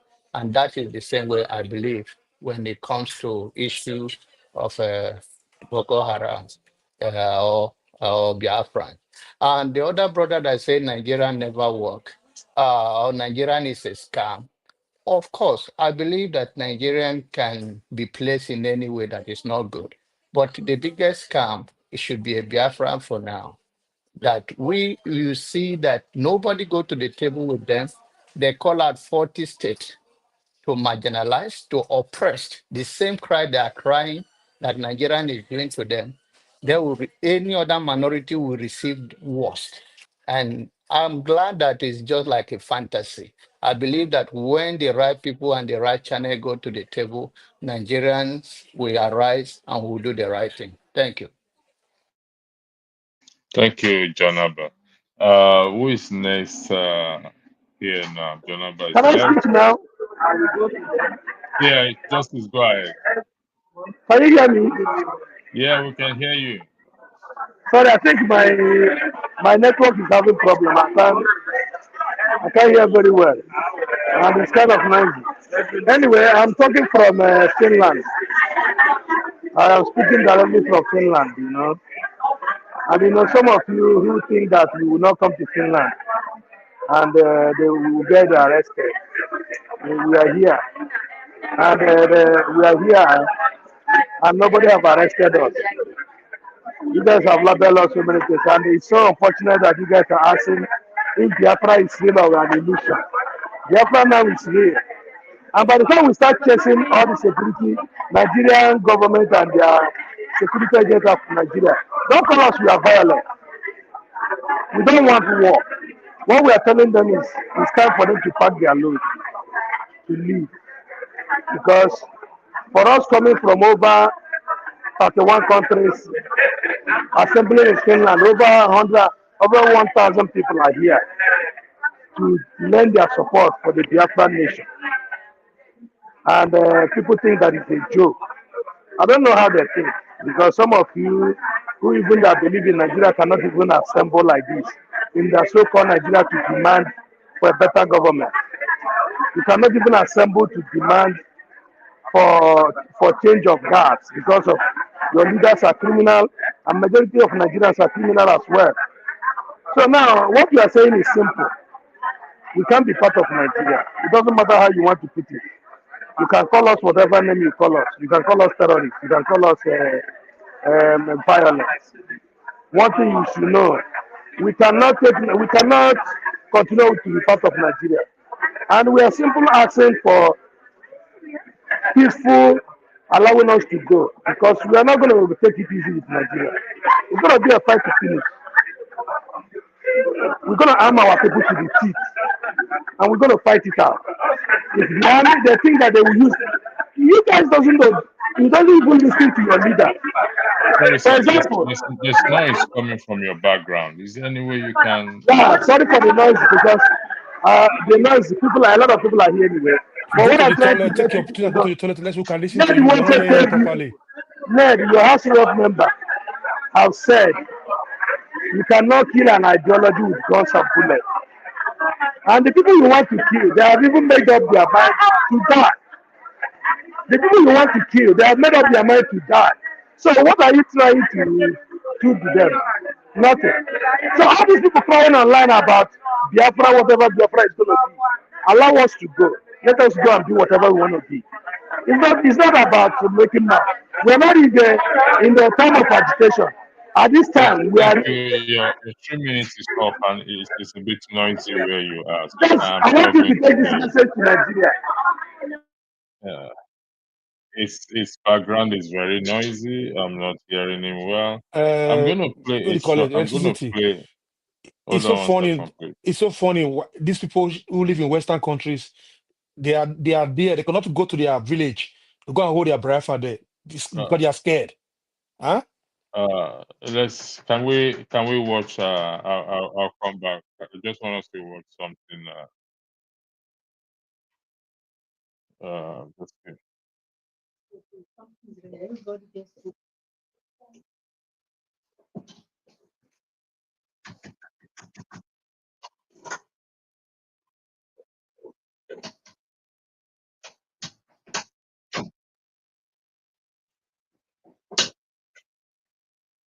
Nation, the nation of Biafra. As a collective, we feel very distant from you. Our choices have not led us into the right places. We have listened to the whispers of the enemies instead of your words in your own scriptures. And the result has been disastrous. The result has been Miyeti Allah, a terrorist group forming their own vigilante, something that is unheard of anywhere in this world. We once walked with you, our heart. Sorry, I had to pause it. I'm gonna run this broadcast for a few minutes. Then I will come back to also. There's something going on that I want to bring on the table. So please bear with me, gentlemen, that I want to run this broadcast for about 10-15 minutes. If you can stay with me for that, then we'll come back to this. There's something coming up to my attention. So, but let's just play this. I just need to verify something quickly. Thank you. We I'll are waiting. continue Thank to you. play this video, please. We are waiting. Thank you. Tender, because you led us in the spirit. Yet, little by little, we exchanged your truths for temptations and deceit that led many away from you. Instead of taking thoughts captive and confessing them immediately, we allowed ourselves to grow totally out of control. Repentance was not in our vocabulary. Blame upon blame, cover up upon cover up, or trying to reason and rationalize reason has never worked with you. Nobody can rationalize their cover-ups or their blames. They only give birth to deeper sin entanglements. Yes, you created us in your image, O Almighty God of Israel. You know our thoughts before we even speak them. You x-ray the hearts of men and see through our sham excuses and intentions. Your spirit has warned us repeatedly, but we ignored you. Disappointment and discouragement have taken their toll on your children. So today we are confessing before the whole world our desperate need as individuals, as a collective, and a nation for you. You have promised us that if we will confess our sins, you will forgive us and make us clean again. We truly need your forgiveness. Repentance is on our hearts and lips. We want to turn around and head another direction back to you, Elohim. But we need your help. Just as you created the world out of nothing, create a clean heart out of nothingness in us. You have forgiven us our sins. You have restored our lives and the fellowship we once had together. You do not condemn because you're God, and you will not disown your own, which is IPOB and Biafra. We are your children forever. But we take all the blame. We own our own sin.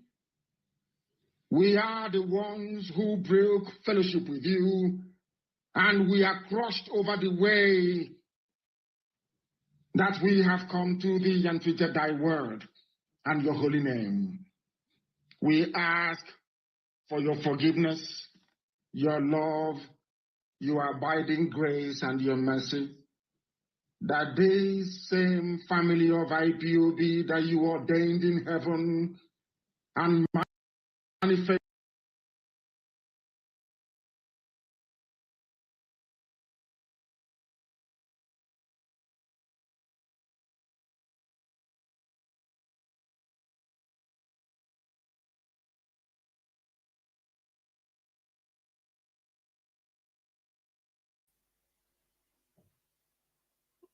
You paused it, electricity?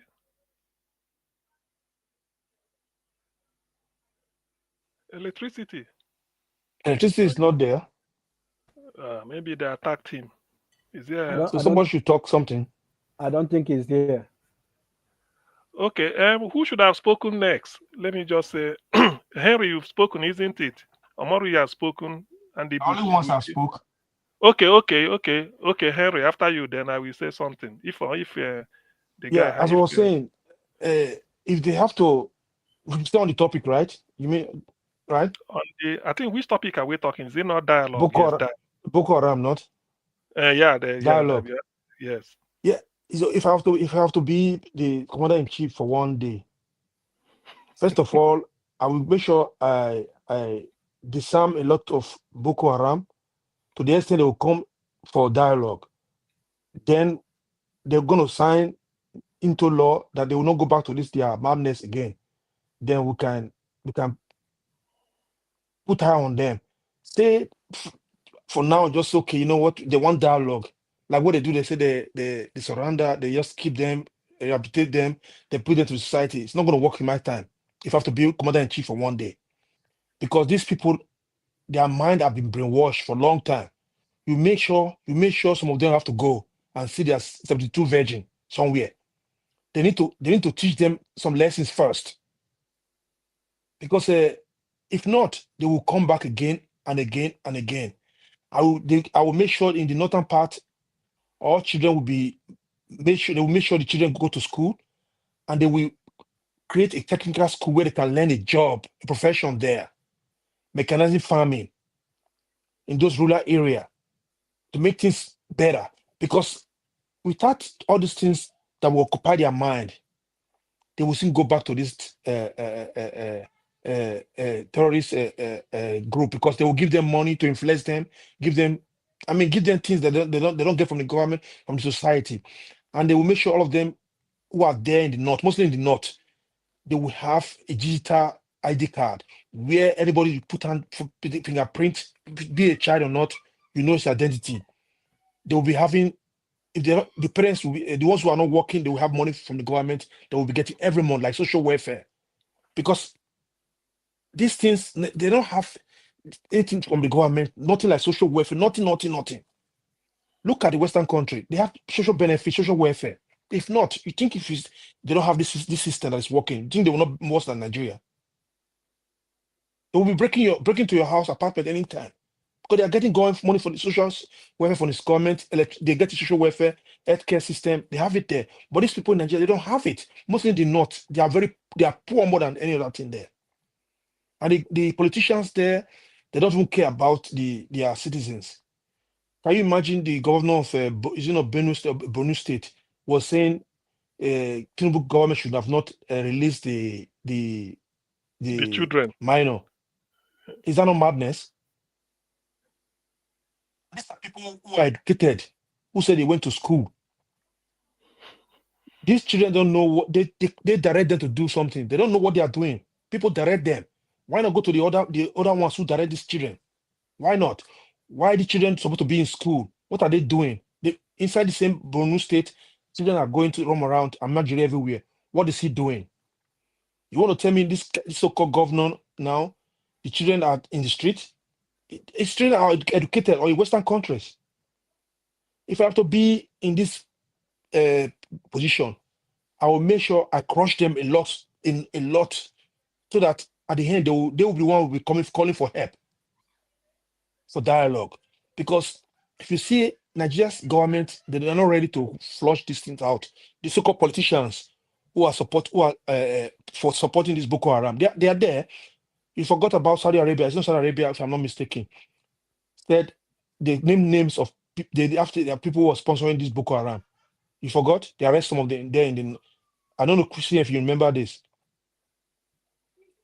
They arrest some of them. I do. But in today, Nigeria government could not even call their names as sponsors. They said they know their sponsors. Why they cannot come out verbally to say, you know what, this is the name of their sponsors. Make sure they put them for life imprisonment. Nothing like that. It's just a joke. Nigeria government are not ready to make the country work because their children are not there. Even though their children are there, they are only holding a position so they'll come and rule your children. That's it. Because Nigeria is working, it will benefit every Nigerians. They don't want it to work. Because I see no reason why they will say the refinery of Port Harcourt is working, but it's not working. You know about the 419 again? Huh? And some people will say, some fools here who live in America will come here and say, Tinubu is trying, let's support him, election is over. If election is over, but we cannot speak what is wrong, that's not working. Nigeria is not working from head to toe. It's not working. It's just a joke. Okay. Can you see your president travel to France to go and see young boy? He's bound down for young boy, putting head down for young boy. Look at grown-up old men, leave their job, went to line up to greet young president of France. They went there to bring investors. Who's investor going to come to Nigeria when things are not working there? Who's going to come there? Will you put your money in your money in a hole? Only a fool will do that. Nigeria is not ready to. It's not ready to. Nigerians themselves, they're not ready to change themselves. They're not ready. We see how things are working in other civilized country. They will travel to a Western country every day. Why they don't think this as the government? How you do this to your citizens? How your citizens are? How you're able to control your citizens? They know the right to do, but they're not ready to do it because they don't care about Nigerians, and Nigerians don't get it. It's not about getting your state, getting your country. You're going to solve the situation of that country. The Biafra you are talking about, they still have people in your Biafra states there. They don't support these things, this movement. They are there too. Okay. So people, Thank you. It's a pity electricity is not around. But let me quickly. I won't be long. Just quickly there so that we can be going around because we can't bring in somebody. That is the advantage. It's only those of us here that will be speaking because we can't bring in new people. I don't have power for that either. So I hope, please, Henry, don't go because when you go now, we'll be 3 or so left. Let it look like. No, I'm here. Okay. You see, Omoru, thank you for your understanding about the power of dialogue. Thank you very much, my brother. Yeah, one thing you forgot or maybe escaped you is that during Yaradua, not that Yaradua dialogue with the so-called the people they call militants. Yaradua left Aso Rock and went to the creek. Tony Aneni was alive then. Former minister for works, Tony Aneni. That's leadership, leading from the front. I'm coming. So Tony Aneni led them Tony Aneni led them before Jonathan prepared the ground because Jonathan is from Bayelsa. So they were waiting in the creek. I think I read it somewhere. They said at a point they were sitting something like on a wooden, it's like the trunk of a tree because it's not like a conditioned place. They sat there in the creek, swampy area, talking to them. To some people, that's why I said African concept of leadership. They will feel that how can I bow down? He didn't. Look at Yaso Rock.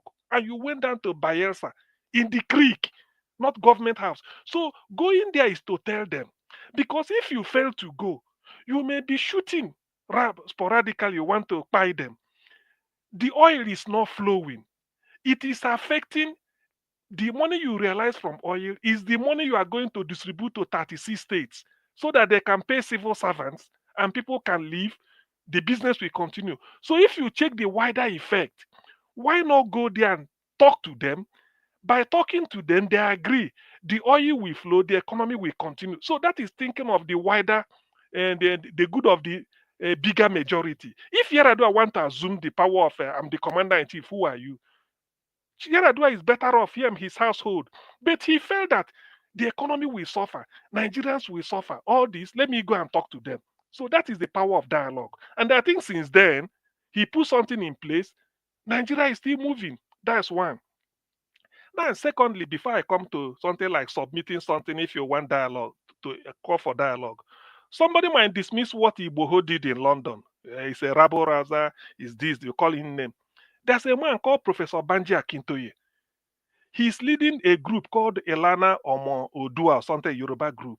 He said he wrote letter to Buhari that Buhari should raise a team. Then he, the Yorubas, will raise a team. They discussed that the Yoruba want to exit, just like Brexit. Buhari replied him that there's an election, they don't have time for all those, this, election is coming.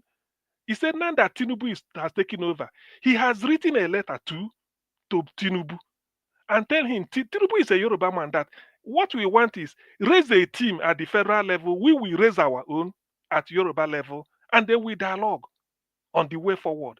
That Akintoye, he knows that there are 18 Yoruba senators at the House of Senate. He knows that there may be up to 40 House of Reps. CM? Yes, please. Are Hello. you back? Yes. No, just keep it going. I'm just trying to verify something. I'll bring people in when they want to come in, but just keep it going. Okay, thank you very much. So let me quickly. So this Akintoye knows that there are 18 Yoruba senators he could have told, move the motion in Abuja, or maybe you move the motion in the House of Reps. But he decided to go to the president. He's not senseless.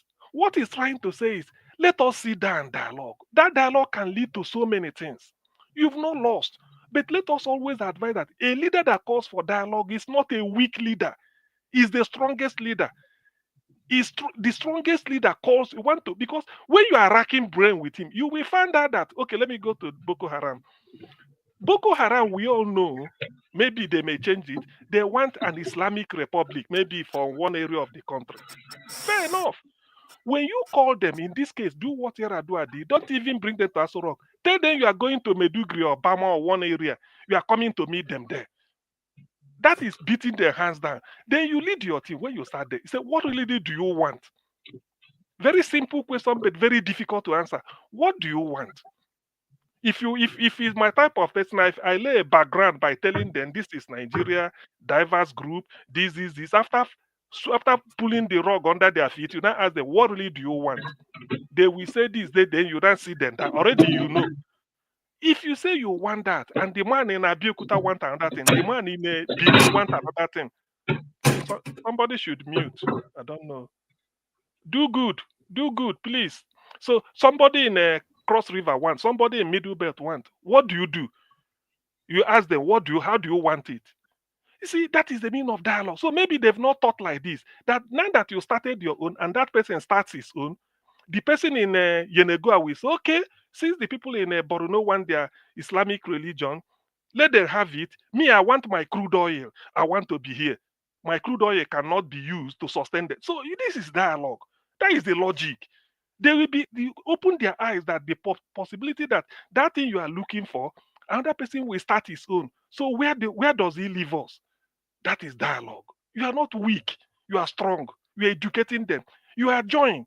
Another day you come again. So in using dialogue, because and thank God Omoru said it, you make the third the force. Look at Iraq. America didn't finish them. There was still that they still have to write constitution and come back. Look at Syria. It's not arms that we do. Look at Afghanistan. The day Americans left, they were jumping on top of the plane. Everybody saw it. People hanging on the plane just to get out. Meanwhile, they've been there since. The day they feed them, no. Ukraine and Russia are fighting it out. Eventually, they will sit around the table to trash it out. So if you know you will sit around the table to trash it out, why go and waste resources before? You see, that's why I said dialogue can solve so many things. Because when you are dialoguing, life is still going on. You've not been defeated, but you have to take it that way. So it is only maybe in the case of Boko Haram, because they didn't dialogue with them. Remember, Yaradua wanted it. If you now do all these things and they want to impose, do you know that even being a government, when you are dialoguing with them, you're also studying them. Some of the people that will follow you in your team may be intelligence. You won't know. That's why in a football match, you know the coach only. Do you know who is a psychologist there? You may know who is a doctor. Do you know who is a psychologist that will tell the coach, this guy, the way he's doing, he needs to be changed. You know, he lost his, his wife gave birth. He's not, it's like, you know something. That's a psychology. You say, this person is affecting him. Let's change him. So some of those people you see there, they are different professions. You can bring intelligence and they will be part of your team. They will be listening. In the end, you say, what do you say? The way we see these people when we come back again. So I believe because human problem, you can never solve human problem with force. After all, why did Biafra, after losing close to 5 million, we are still talking of the event that brought Biafra, we are still talking about it now. That is the issue. So we should have learned. That's why I say dialogue is everything. I don't care. If Nigeria could have defeated Boko Haram, all the budget we've been making, why didn't we crush them? They haven't, because it's an ideology. According to Liberos Oshoma, when he was talking, I like listening to him. He said it's an ideology. You can't defeat it. The same thing with Biafra and this thing. Even in Nnamdi Kanu called for dialogue. He said, let us see. When they arrested in Nnamdi Kanu, people must have forgotten this. He said, let me see the Calabar Margaret Ekpo Airport functioning like Lagos. You can take off there from to Los Angeles. Let me see Warri Seaport open, Sapele, One Seaport, Calabar Seaport. Let me see them functioning like that of Lagos. Remove all the military checkpoints in the southeast. Open up the east-west road. He meant a lot of things. Is that not dialogue? Is he a man who wants war? He's telling you what. But if you are doing, he said, let me now see evidence that they are doing it. And this evening, then I wanted a referendum that if the referendum, people say they don't need this Biafra there and then it will end. But you know, in Nigeria, Africans feel I'm a strong man. Who are you? They don't do that. If Yaradua has done that, or he won't be flowing. The militant proved. Yes, please. Okay. The militant proved it. Thank you. Yes, please. I just confirmed something, and that is why I said that you should moderate. I'm just confirming that 100% there has never been dialogue. So it's a shovel being thrown into the shovel that the independence it's not going to work. The declaration, it's not going to work. It's not going to work until that dialogue. So give other people floor to talk as well too. I'm in the conference and I will come back to you people in the next 5-10 minutes. Thank you very much. Okay. I think I should stop here. Let's go to after do good. We go back to we go back to Omorui, then No. I've not speaking for a long time. For a long time, I've not speaking. I'm trying to say Ibuchi, we're not the persons who spoke from the conference. No, I wasn't the one. The one spoke from the conference. I've left already. Okay, but is the name I'm using. Okay, that's okay. So after do good, then maybe you Buchi, then we go back to Omorui and then come back to Henry for now. So please, maybe thank you. Maybe for 4 minutes. Thank you once again. Yeah. Thank you once again. Yeah, Buchi, you spoke after me the last time, so let's You know, one thing I found amazing this people talking about. I was listening to one guy there. I can't remember his name. There, he was saying that there's nothing in Southeast. You know, that was what provoked me the last time when one guy was saying Southeast is not marginalized and all those things. So sometimes if you have never been to a place, don't talk about it because you might be provoking people. Apart from Lagos, maybe Ogun or maybe one state in Kano, which state is better than Anambra State? Apart from those states, in terms of infrastructure, HDI, but people will come over here as if there's nothing in the Southeast. What we are complaining is that there's marginalization. Like I said, there's no federal government present. All what the presence we have there, military security checkpoint everywhere, collecting toll. That's what we are complaining. And insecurity, at least we that visit there often, we know who are responsible for the insecurity. It's not something I can be. I can come here and be talking that because if I start saying it, I will, it will take a whole day. So coming back to what we are saying, yes, dialogue is the best option for every problem, But in a case where, okay, let me put it this way: if in any discourse I always say this thing. Say this: an average black man, take it or leave it. An average black man is aggressive and oppressive by nature. Where he doesn't even see somebody to go and to oppress, he will go and buy one. He will go and we are. I believe we are in the Western world, living comfortable life. But as a black man, we are oppressive by nature. And that's why even if you call for dialogue, somebody will want to see how he is going to benefit his people, how his people is going to dominate the other. That's all that is in our head. How to dominate the other tribe or the other ethnicity. But for me, whenever we say, it's like whenever we talk about balkanization of Nigeria, breaking up Nigeria, people always there's this preconceived notion that we must fight before there must be, fight before we all go away. No. We can learn from history. The other day, about 2 weeks ago, I came across some people from the former Yugoslavia, and I had a good experience with them. Some of them are from Croatia, some are Slovenia, some were even Serbia, but they were born in Slovenia. Now they are using Slovenian passports. I don't know if they asked them one thing. Was the war necessary? They said the war wasn't necessary, that they would have gone their separate ways. Now, I think the country is now been broken down to about 8 or 9 countries now. 7. If it's not working, like the people who define insanity, they say insanity is the art of doing the same thing all over and over and expecting a different result. Nigeria is not working. Every day we are exporting our best brain out of Nigeria to the other part of the world, leaving the country to be run by touts. Imagine graduates now working for touts, the so-called politicians. Graduates are working for school dropouts. Imagine as their PA. So let me not waste our time, please. I totally in support of let everybody go.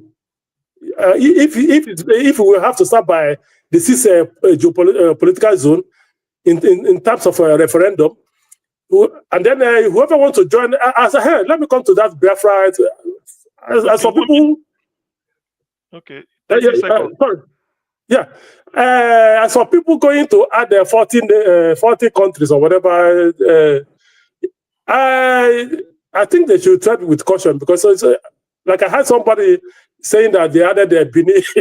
What has Benin got to do with It's for me. I saw it as I saw the thing on YouTube about 2 days ago.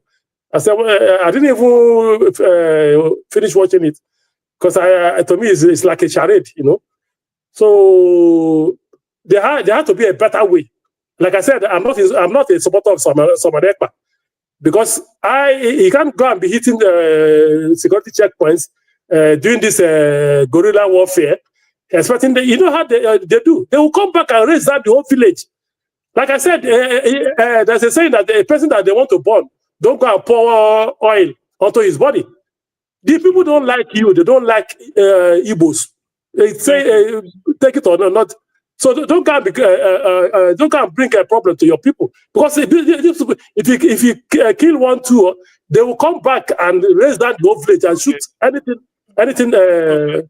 on 2 legs. Thank you very much. Okay, thank you. Do good. Before you come in, Ibuchi, what if I remember those that are regarding that 40 states of Biafra? What people are saying, that's why it comes down to dialogue.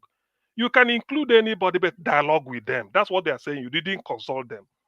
You can consult anybody. Say, look, this is what we are forming. Are you willing? Then they bring their own idea. That's what they are saying. That means that dialogue. So that's why so many people are kicking against it.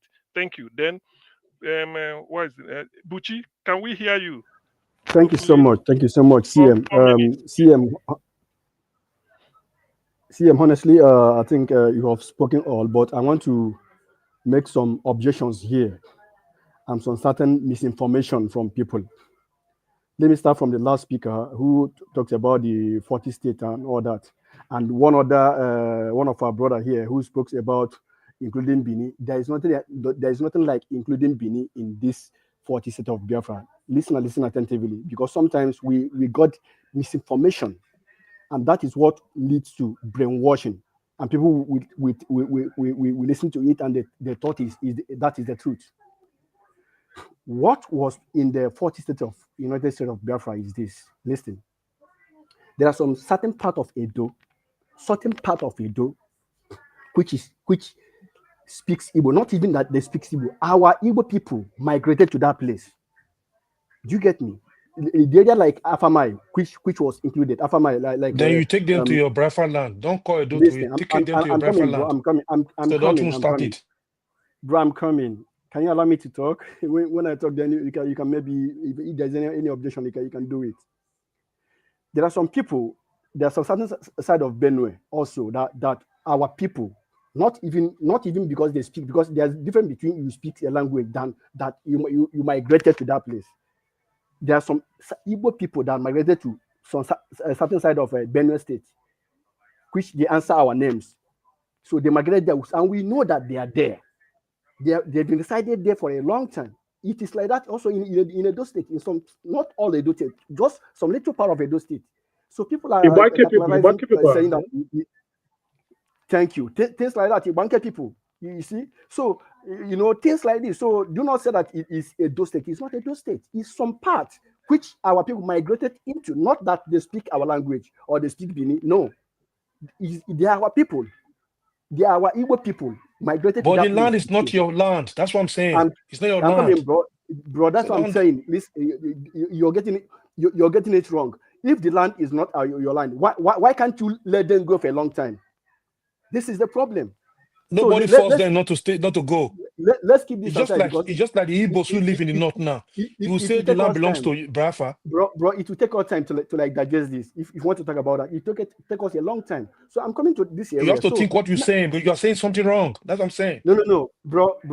I am not saying something wrong. You know it. You know what I'm talking about. They have been there for a long time, for so many years. None of the Benin as a kingdom told them to like leave. This is not your land. They know that they migrated there. They knew that they migrated there. They knew for a long time. You didn't do anything about that. Now that the people, the place they came from, they want to recognize them that this is our people who migrated to this place, and you allow them to be there. Born their great grandchildren are there. What are you saying about? Let's keep this aside, bro. So now the area I'm coming, the area I'm talking about is especially in that 40 state of Biafra. I'm not saying that the 40 state of Biafra tomorrow it can be still amended. Do you get me? So they put this for proper documentation for tomorrow. Like now that they have declared Biafra, not declaration. What they did was not declaration of Biafra. They declare like a kind of reminder of what has happened before in 1967. That was what Samadeba and the Biafran government in exile did in Finland on 29. So that we remind the world that this Biafra has been declared before. We are declaring it in Finland, so that we can be able to have a face of like a kind of a book to give to the world that this is we. Okay, Buchi. Okay, Buchi. Hold on, because I want this thing. It's okay. So please, just hold on. I saw something like some of the people you see here, or that will come in, or you are still going to encounter, come from that area that has been put in as 40 states of Biafra.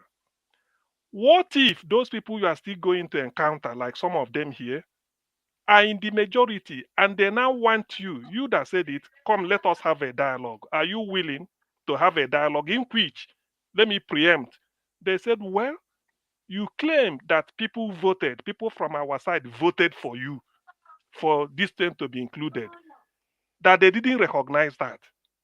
They didn't know. Otherwise, they would have voted against. Now they want an open dialogue. Let them. They are not afraid. They are not telling you, don't go with your Biafra, but they want to have a proper dialogue. I mean, a proper voting or referendum now, so that they could decide. Because what you did, they say it's online. But people will not tell you they are willing. They are not shutting you down. Are you willing to accept that? That is the question. I didn't get your question. I didn't get your question clearly. No. Okay, the question is this. There are 40 states of Biafra now. Some of the area that made up that 40 states, people from that side that you may encounter here or somewhere else, they will confront you and say, look, we've had some of you, somebody like you, saying there was a referendum. They did it online, and majority said they want to join. They will tell you they challenge that is not empirical enough, that they want a referendum conducted now. They're not telling you not to go. They now throw the challenge that let's do it because we are not aware. Are you willing to entertain that? That is the issue. Thank you so much for this question, bro. I will answer you this question, but I need to chip in something before I answer you this question. In every 12, there must be Judas. In every 12, there must be Judas. Israel today, what Israel has become today, if you read you see, when you answer like this, you are dodging the question. I'm coming. No. I will come to your question, bro. I'll come to your question. Okay, 30 seconds, so that we end, so that others will speak. I'm not because there are some certain questions that requires a kind of a little bit explanation. Then before you come to the question. But if you cannot give me the mic to speak, then I will leave the floor. Let other people speak. I will listen to it from them. No, my explanation was so clear that, okay, let me say somebody like Henry, their number in their thousands or millions, or Moruyi, and their area has been included. They are now telling Moruyi will not go out, or Henry will not go out, talk to some of his people. They say, we are not aware. But Henry will tell them that the person I encountered said, you people voted online. They say, me, I didn't. Let's do it now. Let's see. So that's why I'm asking you, are you willing to entertain that? Because, no, I'm coming.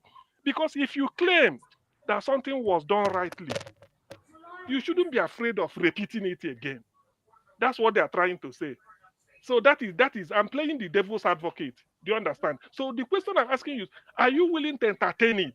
They will say, okay, but you put me, I didn't know. It may be that if you entertain it, you win again. Do you understand? Yes, of course. No. You may win again, but the question is, are you willing to entertain that option that now we now know what is happening after this declaration? So we now want a referendum because my land is there. It's not. I mean, it's not something to fight over. But it's not asking you that put it there. Are you willing to entertain that option? Entertain a referendum after declaration. Because you claim that there was the referendum. Fair enough. But some people are still doubting it. And they want a referendum, maybe the one they say, are you willing to entertain it? Or are you going to say case closed? Of course, why not? Yes, yes, of course. Okay, you will entertain it. You will entertain because it. Because I'm sure on a positive end that if I entertain for the referendum again, I will still win, surely. Okay, it's okay. Yes. That's why that's the power of dialogue. Sure. It's okay. So nobody is fighting, but yes, just of course. keep it open. Of course. Those people presenting you this offer know that probably they must have seen the flaws in what you did. That is what is encouraging them. That definitely no, we won't. We win our side. But if they win. I mean, if you win, fair enough. But if you didn't win, fair enough. So that is it. Let's leave it at that. Let me go to. Okay. I think the next person. Okay, bro. It's okay anyway. When I come back again, I need to say something about just maybe if you can give me only 1 minute to say that. Only 1 minute. Okay. Have it. The area of we're talking about have a dialogue with Boko Haram. Let us listen to this. Abacha said something. Abacha said any insurgency that lasts 24 hours in a government, hands of government are inside it. Yeah. This is a general telling you this during his own time. Any insurgency that lasted 24 hours in a country, it means the hands of government is in it. So this has to tell you clearly that the hands of Nigeria government are in it. Okay. This is why they don't want to stop. That's all I want to say. This is my proposition. You, the government, have tried to crush them. You didn't. What do you do? America tried Taliban. Did they defeat Taliban? They ran away. Russia want to crush Ukraine. Is he crushing Ukraine? It will end in dialogue. No, I'm coming. Why I recommended, hold on. I don't want it to be between two of us. You only pass 1 minute now. You say 1 minute. Beg for 1 minute. Let's see him talk now, please. I'm giving you. Let me tell you. Let me tell you why I recommended dialogue for Boko Haram. It's not because they are not dangerous. But you've tried, you've committed your budget for how many years? More than 10 years to crush them. You didn't. Why not bring them to the table? That is the issue. It doesn't make you a weak. Because that is what you should have done. After all, you killed extraordinary judicial murder of their leader. You shouldn't have done that. You bring them to the table. By dialoguing with your enemy, you are weakening him. That is what I'm saying. But let's leave it at that. After Omar, Lewis, you will take your turn now because we already allocated. So after Omori, Gabriel, then Henry Gabriel. After Henry Gabriel, then we come to you, Sir Lewis, at least so that you listen more to gather your thoughts. Let's leave it at that. So Omori, please, let's make it for 4 minutes so that we can be going around very soon. Thank you. All right, Sasian. It's always good to have you. It's been a while. It's been a long time. Last time I met you on this platform, I saluted you for your courage. I had my reservation about your personality. When it comes to politics, we are all political animals. We tend to be biased one way or the other. But the role you played in Edo politics, I was watching you from afar. Once again, I want to say kudos. I want to thank you once again. And nobody gave me money. Nobody gave me money. I'm not accusing you of taking money. You didn't do it for money. That's why I'm praising you. If you had done it for money, I will accuse you. This is not an accusation. This is a commendation. An open commendation. Thank you for the role you play in Edo. It made me to believe. It gave me some conviction about your, kind of personality and objectivity. Having said that, the last week I was trying to make some point, but he ended up trying to confuse us. We blame the people that migrated to Kwara that has made the Kwara a Fulani land today. Most of us are not comfortable with that. Now, you trying to do same to people because certain people migrated from your place. You quoted some states to my area. Now, automatically, we have to be part of that. CM for trying to, correct you. You were trying to make some clarification, but you almost ended up compounding the situation. But I've been listening to CM. I think you have been convinced that you were going on the wrong trajectory.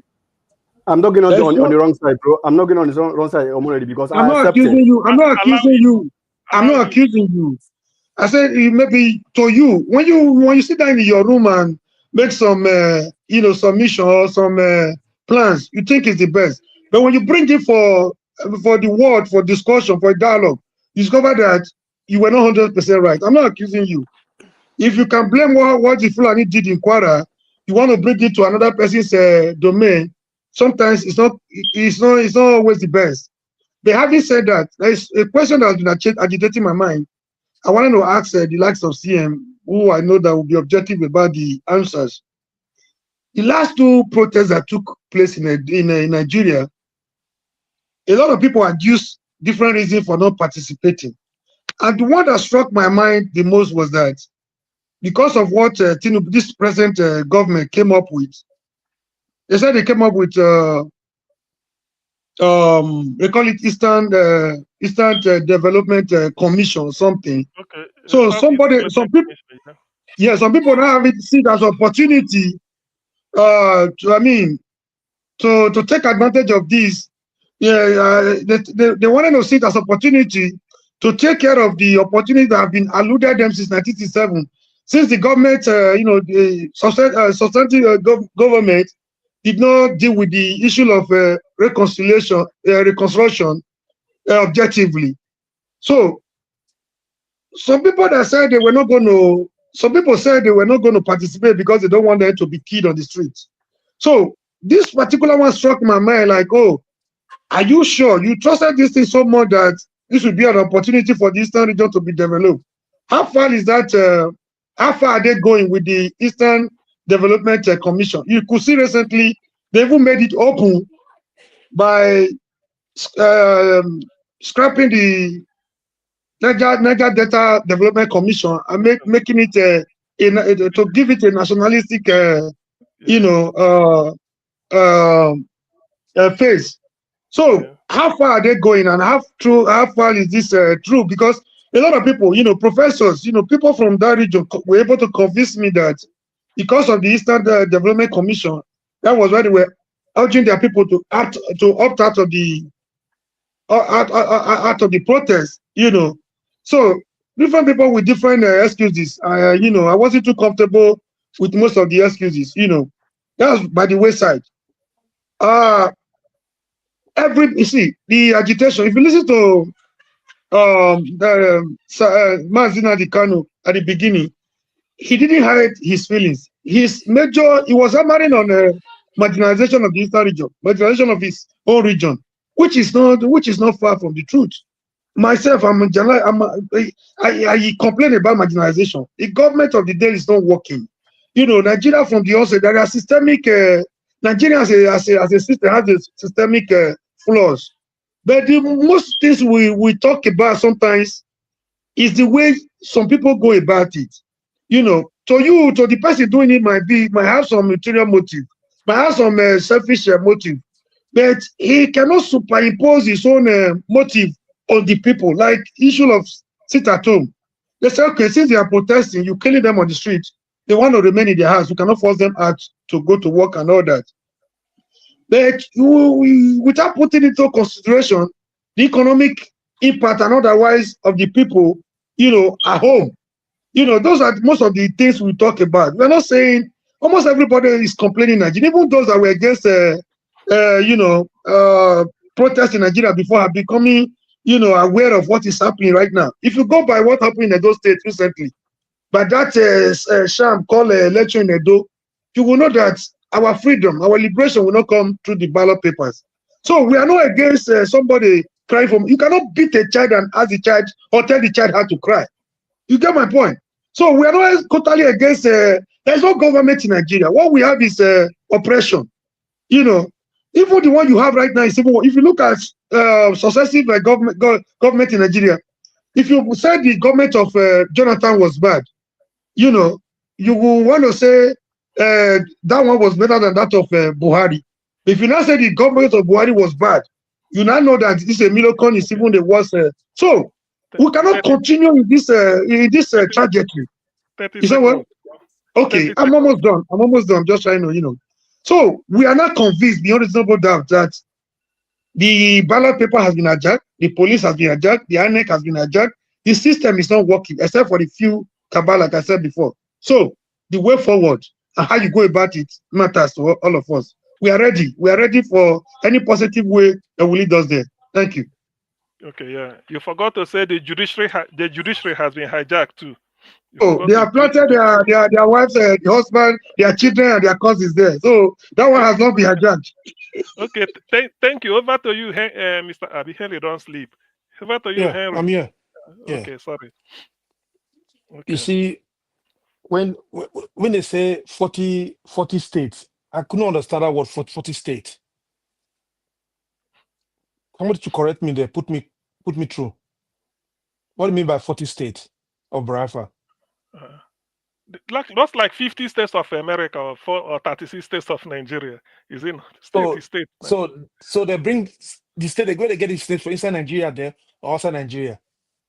No. The territory, when they cover all those areas mentioned, will not be, I have a Henry. Now you they ask this kind of question.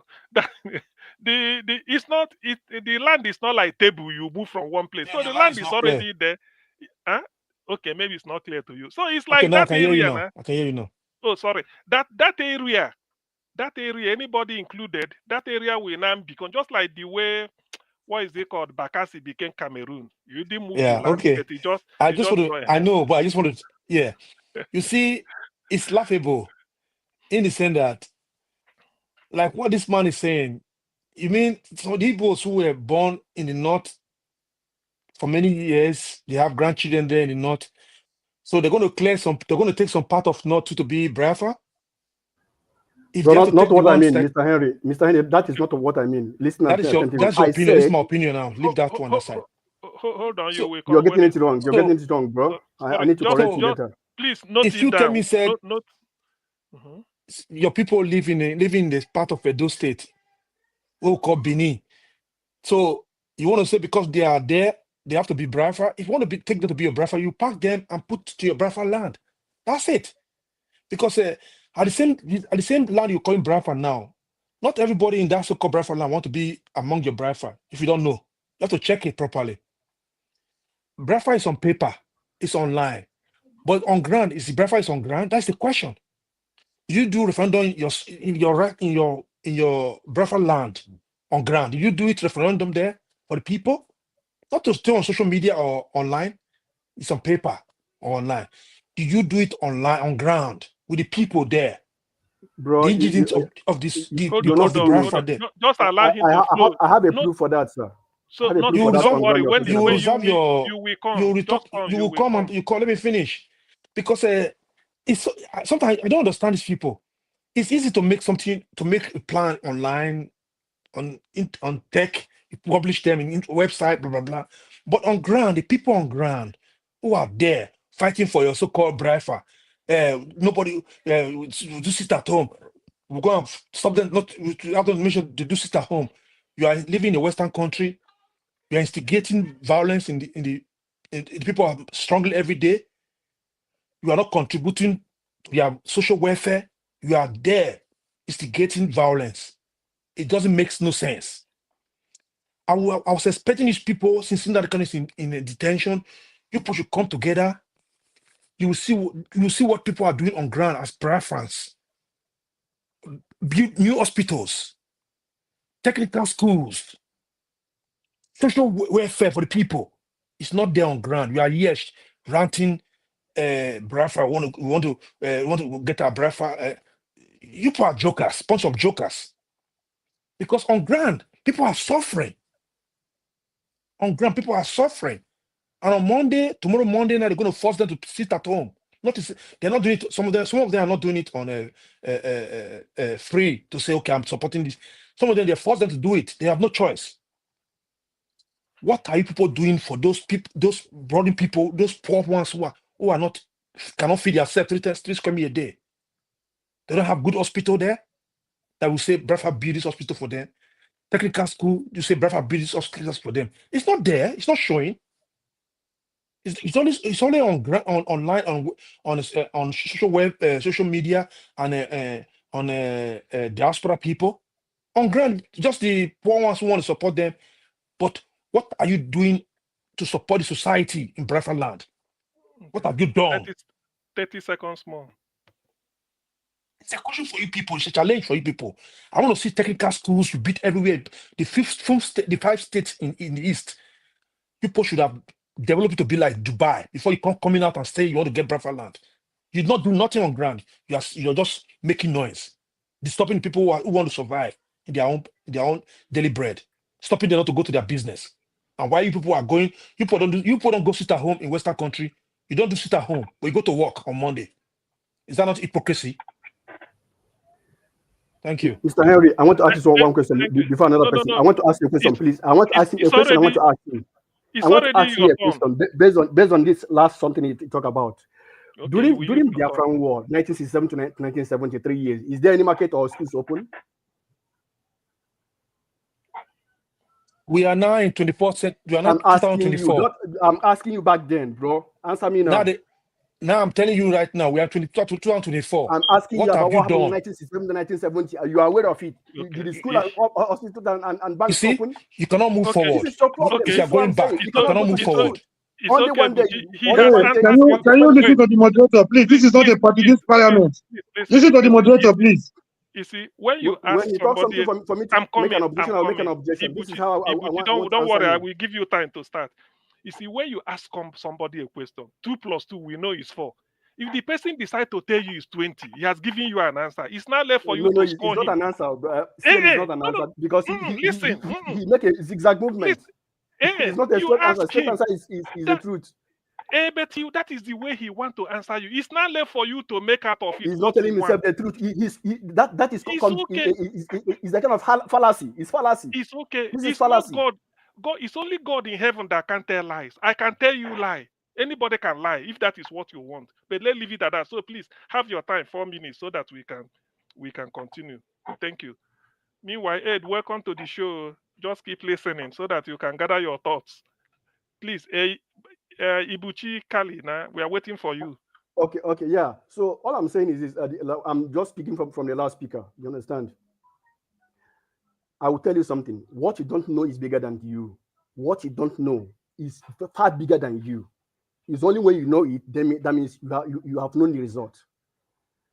Biafra as an entity entirely, you understand, is the level it is now is not the same level it is before when it was during the Civil War. It's not the same thing. And it's not the same thing as it is in the hands of Wazirike. It's not the same thing as it is in the hands of Mazen Nandikano. It's in another different dimension entirely. So I'm trying to let you know that what you don't know right now is far, far bigger than you.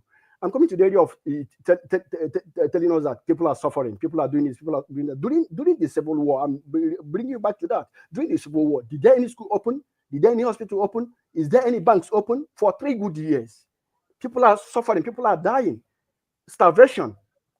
Are you going back to that era? You want to go back to that era? Was it a good development? Was that a good experience?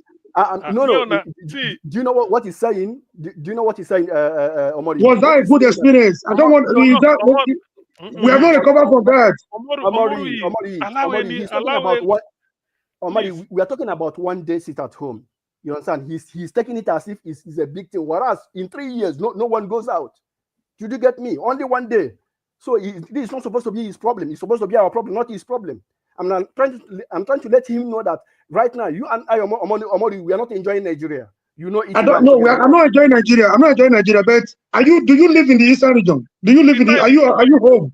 Please, Omori, just allow yes, I'm home. It doesn't mean it. Please continue, Buchi. So do you get me? So all I'm saying is this.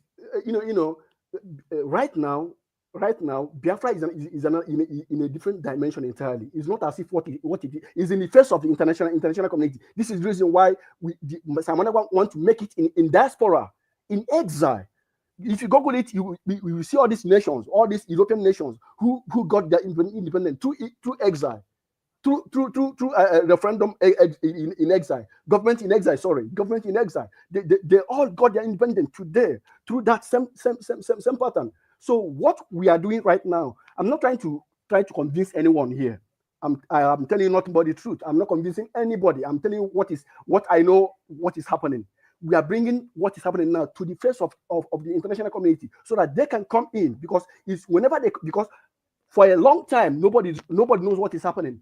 It's until now that little by little international community, I'm sure, but even if they're not seeing, little it is coming to their ears what is happening right now, because the way Simon Ekpa have taken the movement is not the same way it is before. Do you get me? And coming to the area that he is killing people, that Simon Ekpa is killing people, my brother, honestly speaking, I'm going to vouch for you for this. Listen attentively. Nigeria government, repented. They said is repented Boko Haram. They put them back to the security of the nation, to the army and police. Let me tell you something. Do you know that a hunter, when you give a hunter a gun without proper orientation, he can shoot anything around him.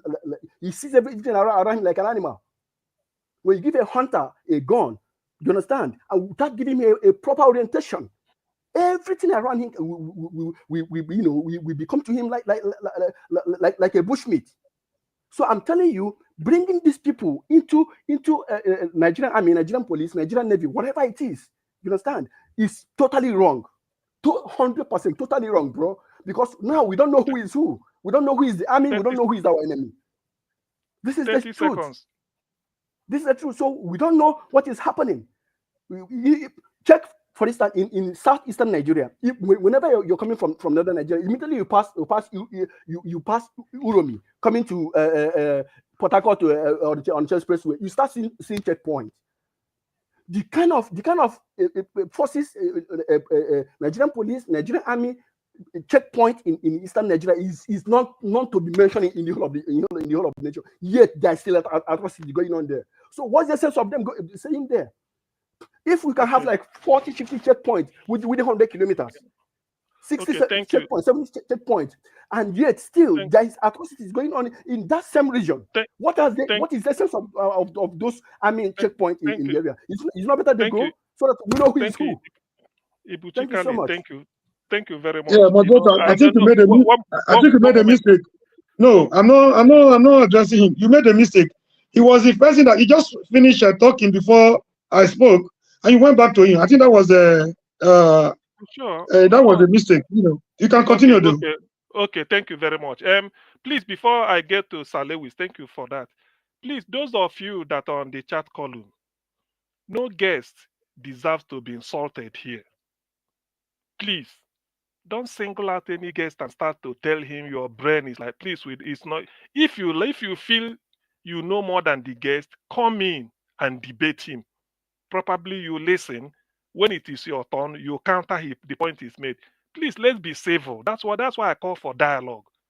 You can't just be on the chat faceless and you'll be typing anything you like, insulting whoever. Please, just check if it's you that is a guest and you are talking, making a point, and somebody is just insulting maybe your relation, you're calling you a this. It doesn't make sense. You may think you are making sense, but you are telling the people the type of upbringing you had. Please, let's behave ourselves. Nobody has a monopoly of insult.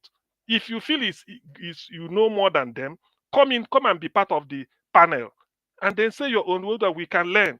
Thank you. Salewis, please. I know you must have gathered a lot to say. Thank you very much. And welcome to hello everyone. Good afternoon. This is my submission for this discussion. When this gentleman was talking, I think Mr. Ibushi, he said something about the Igbos migrated to Benin, and because the Igbo migrated to Benin, some part of Benin, automatically Benin is now Biafra. And if you see, if we continue with such mindset, to me, I think that is the most primitive mindset ever. Now, I've been in the United Kingdom for so many years, and I've come to know that if you go to the United Kingdom, if you go to Birmingham and some other part, you see the large Indian communities. The Indian, The Indians came to the United Kingdom since 17th century.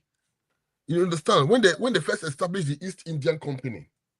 And during Queen Victoria, who was also called the Empress of India migrated to UK in large numbers, extremely large numbers.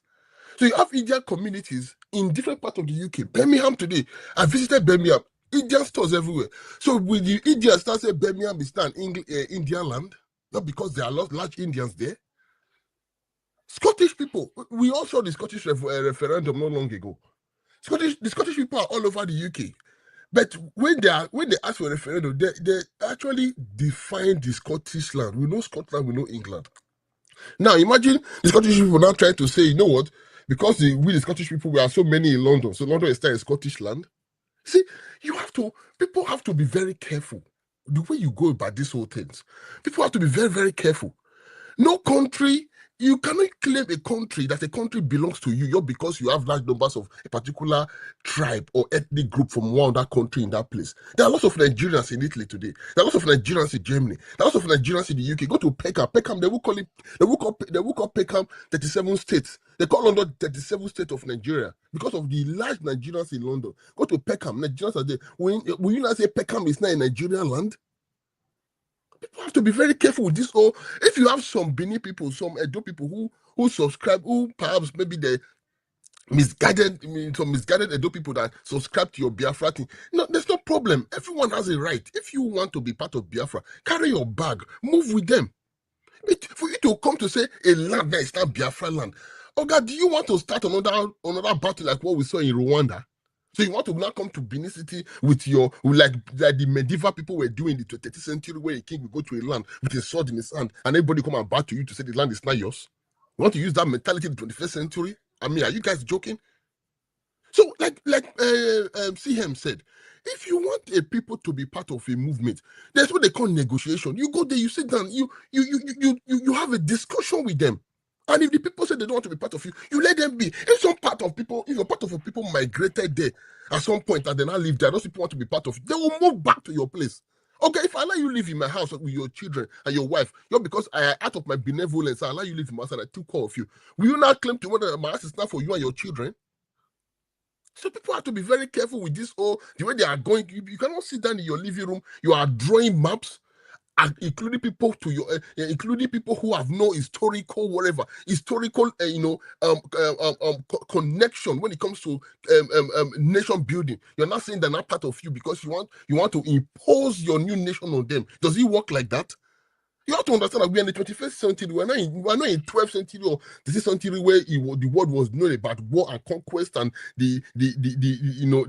some kings invading other places like we saw in European countries, movies and all that. We've gone past that era. If you're going to have it, the way things should be done in this era with people with common sense, people who apply civility on their actions, you come to a round table, you discuss with the elders. A land is owned by people. There are elders in that place. There are kings in that place that occupy that old territory. If some microscopic numbers are saying they want to be part of it, let them pack their bag and go with you. But you cannot come to say, if Scotland break up today from United Kingdom, if you go to Scotland today, I can assure you that there are thousands of English people living in Scotland who are comfortable that do businesses there. That is fine. We have Catalonia. Catalonia is Spain. They said if Catalonia today leaves Spain, for example, there will still be a lot of Spanish people living there. That is fine. So for you to just come to say this place is not our home, the people are calling Igodo. This one, they've done all sorts of bastardize Benin history on social media, write all sorts of false tales because you want to try to falsely claim what is not yours. We have to be very careful on our approach. Salaris, sorry for interjecting. Salaris, can you please turn on your camera, please? Thank you very much. You have to turn on your camera, please. Thank you. So we have to be the floor is still yours, please. I'm here anyway. So we have to be very careful on how we go about this whole thing. There are ways that things are handled. We shouldn't just apply this mentality of these people belong to us just because our people migrated there, that land. Okay, your people that migrated there, are they in control of that land? Before people migrated there were people living in that land before who were owners of that land. The people went there maybe by trade or maybe by whatever, and they were given, they were allowed to settle because maybe people, show them love and whatever. But you cannot longer say that land that belongs to us. Your people migrated. It doesn't work like that. It doesn't work like that. I will stop for them. Thank you. Thank you. Thank you very much, sir. I mean, Sir Lewis. Maybe it's a knighthood you had in UK, sir. I didn't know. Sir Lewis, Your Royal Majesty. The next person should be Ed. Ed, before you explode, Oh, I know you gathered so much. I'm not trying to explode. Thank you very much, CM. I mean, I think yeah. most of what I would want to say has already been said. But No, here's okay, something I okay, would, wait, yeah, wait. let me, Hold on, Ed. Hold on, Ed. Maybe you didn't because I know before electricity left, we were talking of dialogue. Forget about so there are sometimes side talk might people might deviate and then that later became a topic. What we are talking about is like in Nigerian situation, I proposed a dialogue, including dialogue with Boko Haram. I think I started it. That was what electricity introduced. So we are saying, how do you see that? Because that is the issue. To solve Nigerian yeah, problem, we need a dialogue, including with Boko yeah, Haram. yeah. Well, maybe not with Boko Haram. I don't think there's any room for dialogue with terrorist groups. Um, I don't. That's just my own personal doctrine. Um, because yeah. That's for that. I really want to talk about this Biafra issue. The thing is, most of us that are non-Igbos on this panel, we're not you, we're not like the sorry for the noise in the background. We're not the typical we don't want Biafra. We are anti-Igbo kind of people. At least some of us have been on this platform for a while. In short, I actually have um sympathies for the Biafran cause. 'Cause I really believe that the Igbo people of Nigeria have been marginalized.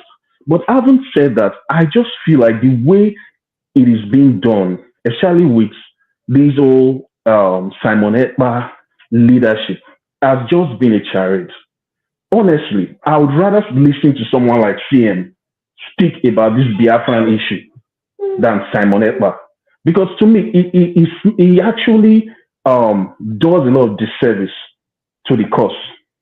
He's not the most intelligent person to articulate what motivates or what this cause should be about. And the people that are in the leadership, all they do is just really undermine what we have known the Igbo people to be. They are very intelligent, hardworking, smart people. But when you get Simon Ekpa speak, it's like, how can this person be leading this cause? Having said that, let's talk about the old 40 state map that was drawn. I hear the Igodo Migodo thing being bandied around, and I'll hear people say, "Oh, I'm Igodo Migodo, I'm not Benin." Like, do you even know what the meaning of Igodo Migodo is? Do you know what the historical meaning of Igodo Migodo is? That's just the name that Benin was called before the Oba dynasty came into being. And it was named that because of the topography of the land, right? So every place that you can trace to the historical Benin kingdom, that is most of what is Edo State today, some parts of Delta, that was what Igodomigodo is. Igodomigodo was historically. So when you start hearing things like Afema Igodomigodo, who are the Afemites? Are there any Igbo speaking people in what is called Afemite today? In Eastern land, apart from that small area that's called Ekpon, is there any Igbo speaking community in Eastern land? Okay, now let's go to Edo South. Apart from the bankers, is there any Igbo speaking community apart from the bankers in Edo South? So it just makes it look like a child's play to be trying to grab land when you are still trying when you're trying to fight for your own freedom. Which I think the Igbos have a right for self-determination, and they actually have a valid cause. No, I mean, if you were to be sincere, nobody will say the Igbos have not been marginalized in that land. But you can't say you're marginalized and we are sharing for you to get what you deserve, and then you're also trying to like pull us by force into what you're doing. So I mean, I just feel there's a lot of discordance in that. 30 seconds more. So what I advise my dear Biafra people there should be a sit down. Really, really just keep fighting for your own Igbo land, right? And after you finish fighting for that, and maybe you're able to get the Nigerian government's attention and come to a dialogue table, as CM said, and there are other regions that through their sovereigns and through a valid referendum say they want to be part of you, then arrange with them. Let's just start from carving out land that historically have no bearing in Biafra. Biafra is just from 1967. Was there Benin in Biafra? Was this so-called Esan, Afema, Migodo part of Biafra in 1967 during the war? So how come you're adding them now? Thank you. All right. Thank you. Right. Actually, I think you've alluded to it. I played the devil's advocate, and this is what I said. I said there are people on this platform that they wake up and saw their ancestral land or their father's compound as part of the 40 states. First thing they will ask is maybe ask the other person, when was this thing done? I'm not aware. And because they number in their hundreds and thousands and millions, they will then raise up and said, when was this thing done? I mean, they should have talked to us now because I'm against it, or I won't vote for it, or I could have voted for it, but let me be consulted. So I now threw the question to Ibuchi. I said, if that option comes, are you willing to take it, or will you tell such people that case closed, nothing more? He agreed. He said yes, they do a referendum, but he convinced himself that he knows that if they do a referendum again with something like maybe inviting aid to vote for it or whatever, that the majority will still win. So I said, well, that is your own decision. But so far the option is there. So to me, it's still a working document. Nothing is settled yet. That is my own understanding. It's a working, maybe just like to provoke thought. Just to provoke thought in people like Ed, like Henry said today, or Morui, is to provoke thought. So we now said, okay, insofar as it's not a case closed, and I don't think it's a case closed, every nation, it continues to be an evolution. Every nation building is evolution. It continues to evolve. Map of Nigeria 1950 is not map of Nigeria 1970. Because by 1950, Western Cameroon was part of Nigeria. But 1961, they left. That's what made Atiku to be a Nigerian. Atiku was born in Cameroon 1946 or thereabout. Then his part of Adamawa was part of Cameroon. By 1961, the southeast part of what is it called, Bamenda, that was going to Enugu, Eastern Nigeria House of Assembly for meetings. They left, while the northern Cameroon, northwest Cameroon came in. So the map of Nigeria changed. And by the year, you can also agree with me, 2007, the map of Nigeria changed again. Bakassi left us under Obasanjo. So you see, nation this thing is evolving. That's what I'm going to say of that. So on that 40 state, this is my take. It's a working document. That is why I see it. It's not a case closed something because anybody can raise objection, and because it's democratic, you listen to the course. person. Yes, of course. Yes, you spoke to there. Yes, I'm coming. So because it's something democratic, but it depends on the modality, because people will tell you the system you use to conduct the referendum, if you say it's online, they don't want it online because not everybody has access to online facility or whatever. Let's do it on the ground, supervised and properly done. That's what I will put to that. So electricity, I don't know. Thank you. Moderator, can I ask a question, please? No, it's you. You are not the moderator. You've taken over. Please. CM. No. CM, there's one thing there's one thing you need to understand. I honestly want to ask a question. Electricity, you need to greet us. We keep the stadium. You keep the studio moving. No, you need to greet us first. No. CM, you still have the floor. I honestly want to ask an honest question, please. I'm not messing up. This online referendum, you made a very important point. Not everybody have access to internet or whatever it is. How many people in Nigeria participated in this, given to the way the internet and light and electricity is in Nigeria? How many Nigerians, Igbo Nigerians or Nigerians participated in this referendum online? I will answer you this, bro. I will answer you. No, I'm not. Listen, gentlemen. To answer your question, gentlemen. If you say a referendum, gentlemen, yes. Let's allow it. Hold on. Okay. If CM gives you the floor, you take the floor. I am Okay. just coordinating it. Okay. I hand over Okay. the Yeah. moderating to him because I'm the Okay. floor is back to you. I Thank know. you. Please tell me ahead of time when you want to shut down because I know you people are now timed. Like Please, your session. No, somebody, just go somebody ahead. trying Don't to, worry. Go ahead. please, Go can ahead. you bring Go ahead. Jago has been trying to call me, please. Can you let him in, please? Okay. Okay. Please. Your motion Okay. that you raised, Mr. Mori, Before you is highly bring Jago acknowledged. in, we know the way we Yeah, follow the line here now. No confusion come Aaron now, since Gabriel, so. your I hope no motion to confusion going to bring come when he Jago come in in. Yeah. here. Don't worry, Your motion to Henry. bring Don't worry. Jago in is acknowledged. I will look after Thank you, you. Henry Gabriel. You're my friend. I will look after you. Nobody's my enemy anyway. So, Salewis, See, what are you adding? Dr. CM, if Yes. there were to be a referendum, Yes. just like it was conducted, in a civilized country like the UK, we had in the past when the Scottish people asked for a referendum, and Yeah. and they went to the poll to exercise that.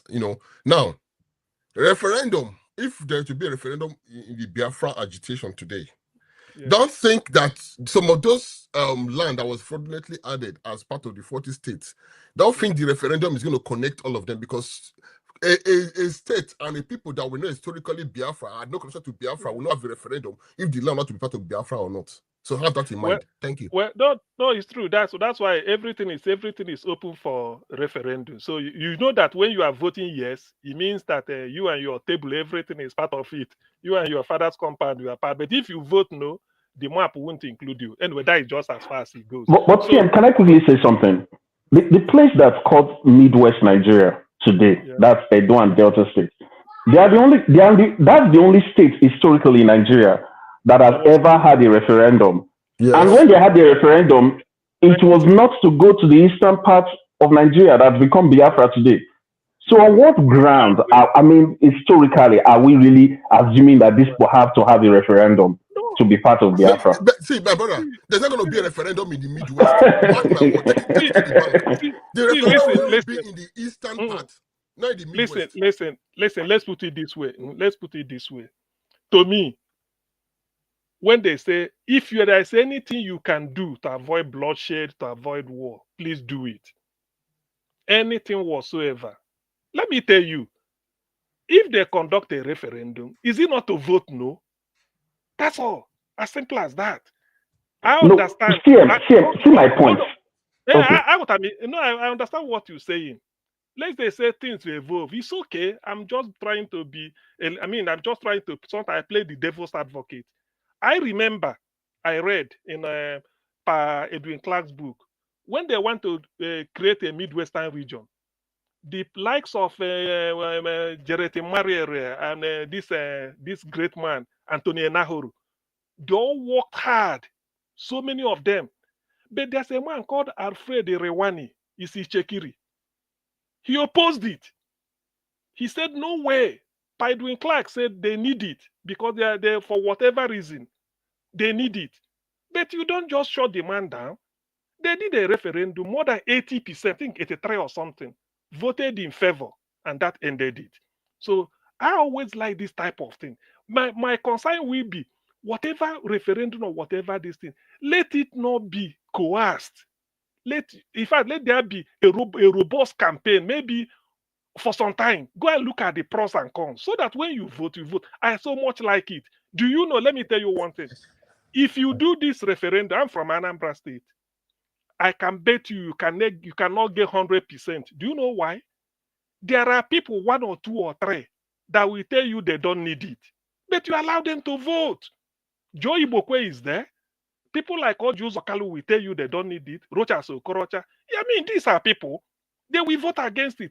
But because of the fact that we vote against, you will conduct. So to me, like I said, it's a thought-provoking document and a working document. So it's still open-ended. That's just what I want to assure anybody. In my own case, open-ended. So I'm sorry to interrupt again.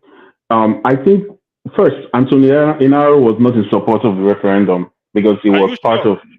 It wasn't because it was Awolowo's mentee, and Awolowo was not really positively inclined to the Midwest living until he became charged for treason.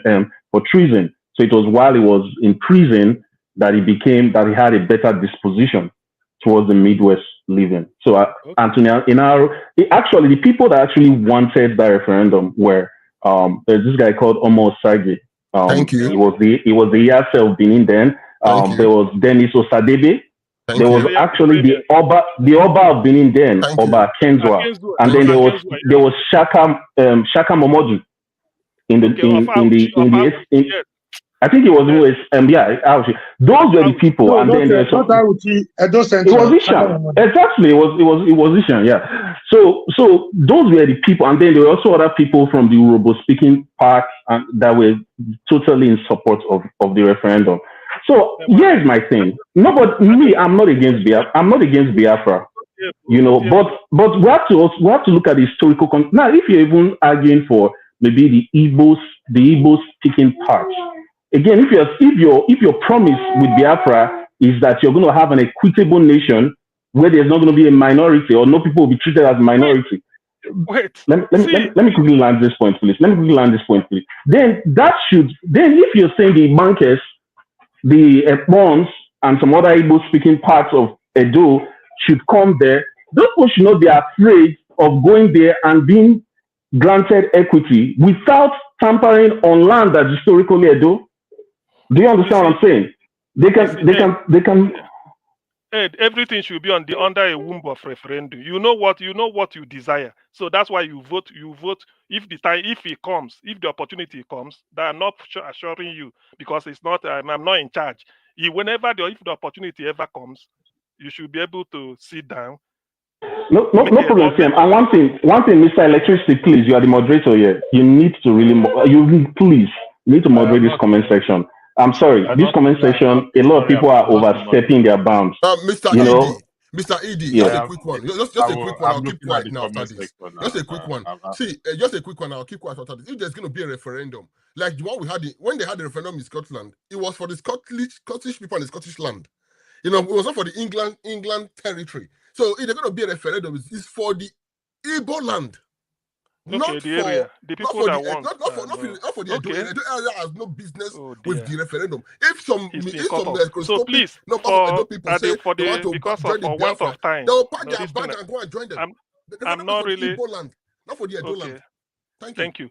Okay, so this thing, this I'm doing now is like I'm learning work. Jagu, welcome to the show. I don't know what headline you saw, but I think I provoked this thought when I said to solve Nigerian problem, we need a dialogue, including dialoguing with Boko Haram.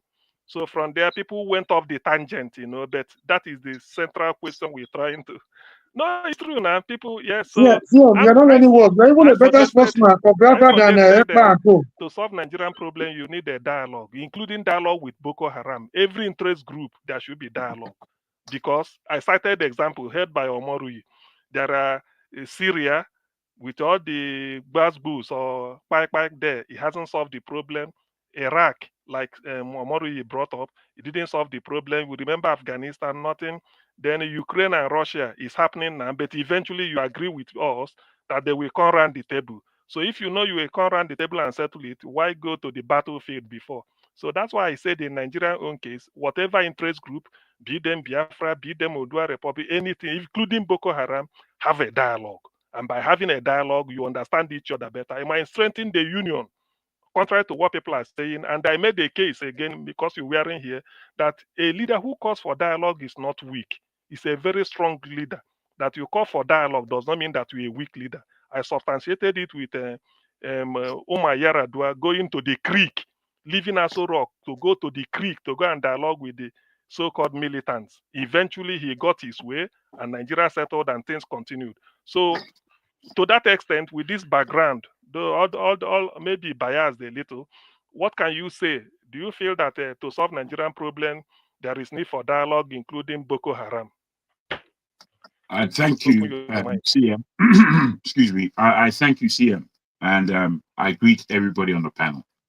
I think your question, your pursuance, is valid in that communication is key. I think when we are, just like Chimamanda said, the one-sided story is not the truth, or you can't really gather understanding just by hearing from one side. I feel that when I look at Biafra as a whole, and over the last 10, 20 years of the push for Biafra, I feel the communication is very one-sided and quite propagandist. And I feel that when it comes to actual negotiation and actual discussion, then we find clearly where there are so many anomalies in the quest for Biafra. So I agree with you that there should be a roundtable discussion. When it comes to something like a referendum, then that referendum, you don't need to compare it with anywhere in the world, really. You need to concentrate on what that referendum would mean in the Nigerian space.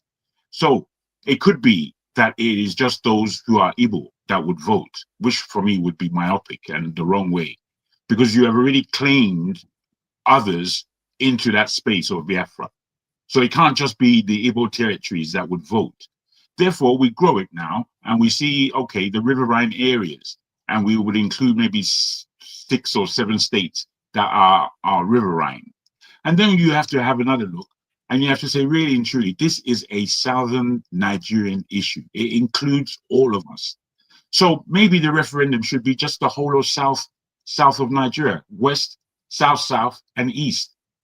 But you see, I feel that there's a way that we communicate these things where it's not communicated fairly or in a balanced way.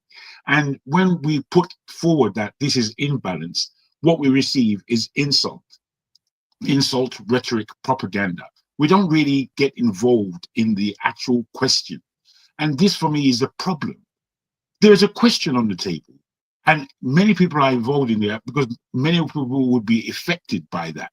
If there's a move for Biafra, the whole of the south, the whole of Nigeria will be affected, but particularly the whole of the southern part of Nigeria will be grossly affected.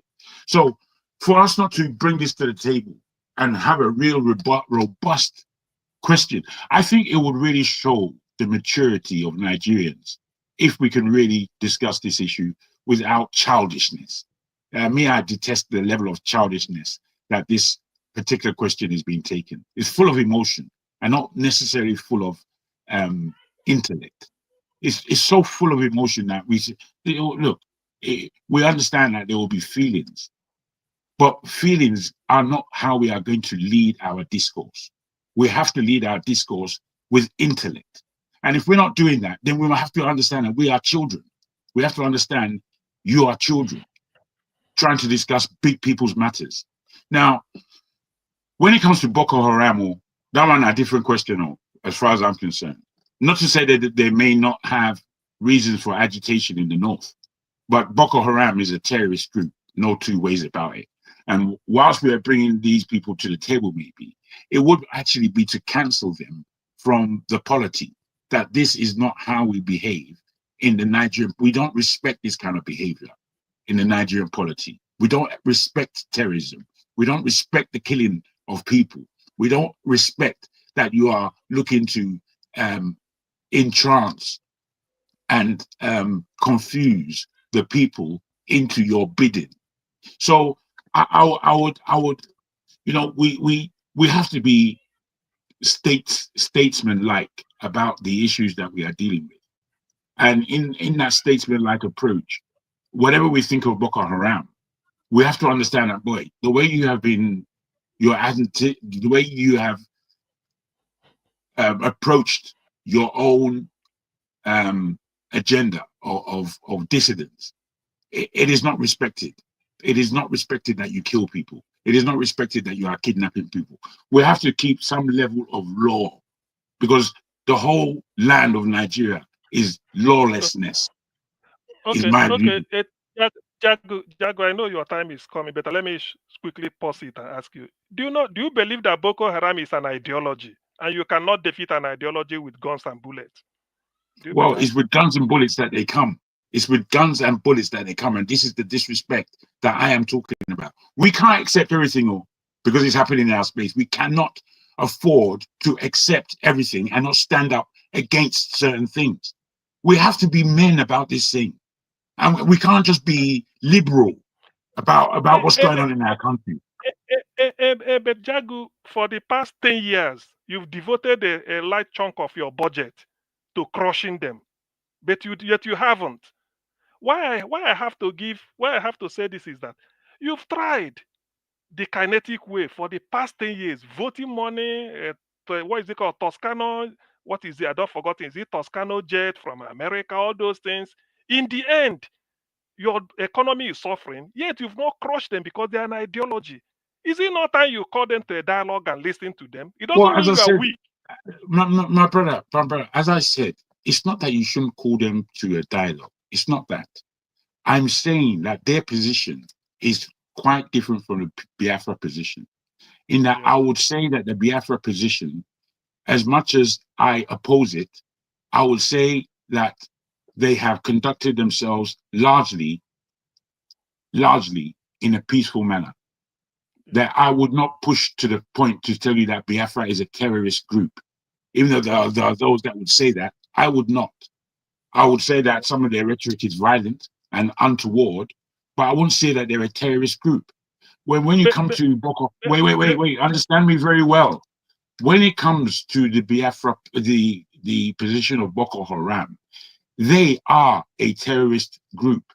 They are an Islamic terrorist group.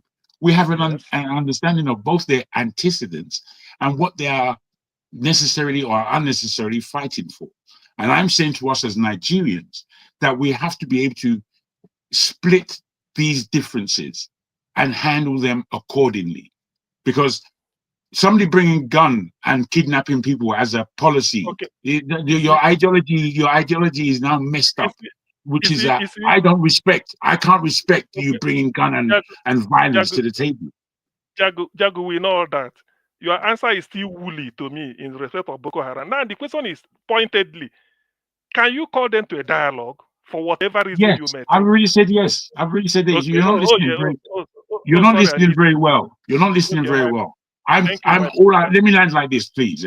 All I'm saying is that there's a difference between Biafra and Boko Haram, and each should be handled in their specificity. So therefore, when you look at the terrorist ideology of Boko Haram, you have to be stern on how you position that communication. Thank you.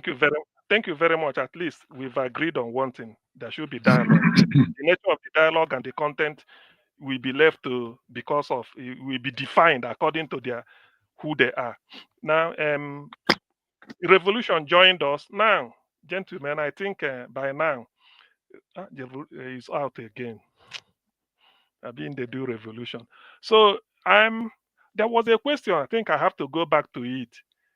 Maybe we skipped it a little. You know, electricity, you were saying with Tinubu, something like have a legacy. Is that not what we like? I think that is really something that I wanted to. Do you remember the question? You put it up again, so that the question you asked, if Tinubu have opportunity, is that something legacy, or can he? It's on the screen. Can Tinubu leave a good legacy behind? It's on the screen again. Okay, it's on the screen. Yes. So I think that is what people should now. Think that should be more nuanced now. So yes, can Tinubu leave a good legacy behind? Let me start with who entered right now, just now. Okay, it's gone out. Maybe let me start with Omoruyi. Let me go from beginning to the end. Let me start so that I don't waste time. Omoruyi, do you think Tinubu can leave a good legacy behind? Yeah, I already spoke on this earlier, but let me reiterate myself once again. You cannot give what you don't have, and you cannot build something or nothing to collapse. Going by his antecedents, go by what, there is something about the repentance. I think somebody in the Bible who later became Saul was antagonistic to the Christians, but later when he repented, his name was changed from what was his former name to Saul. Was it Saul to Paul? I can't remember the right name right now. It was changed from Saul to Mr. Murray. Actually, it's Paul. yeah, that's what I'm trying to. There's nothing bad. There's nothing bad in somebody. There's something bad in repentance. But from what I can see of that guy, from his antecedent, he's a controversial figure. From state of birth, date of birth, academic record, to his occupation, to where he is right now.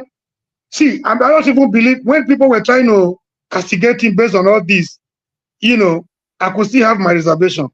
But judging by what he's doing right now, you can tell that nothing good can come from Once once a once a criminal is always a criminal.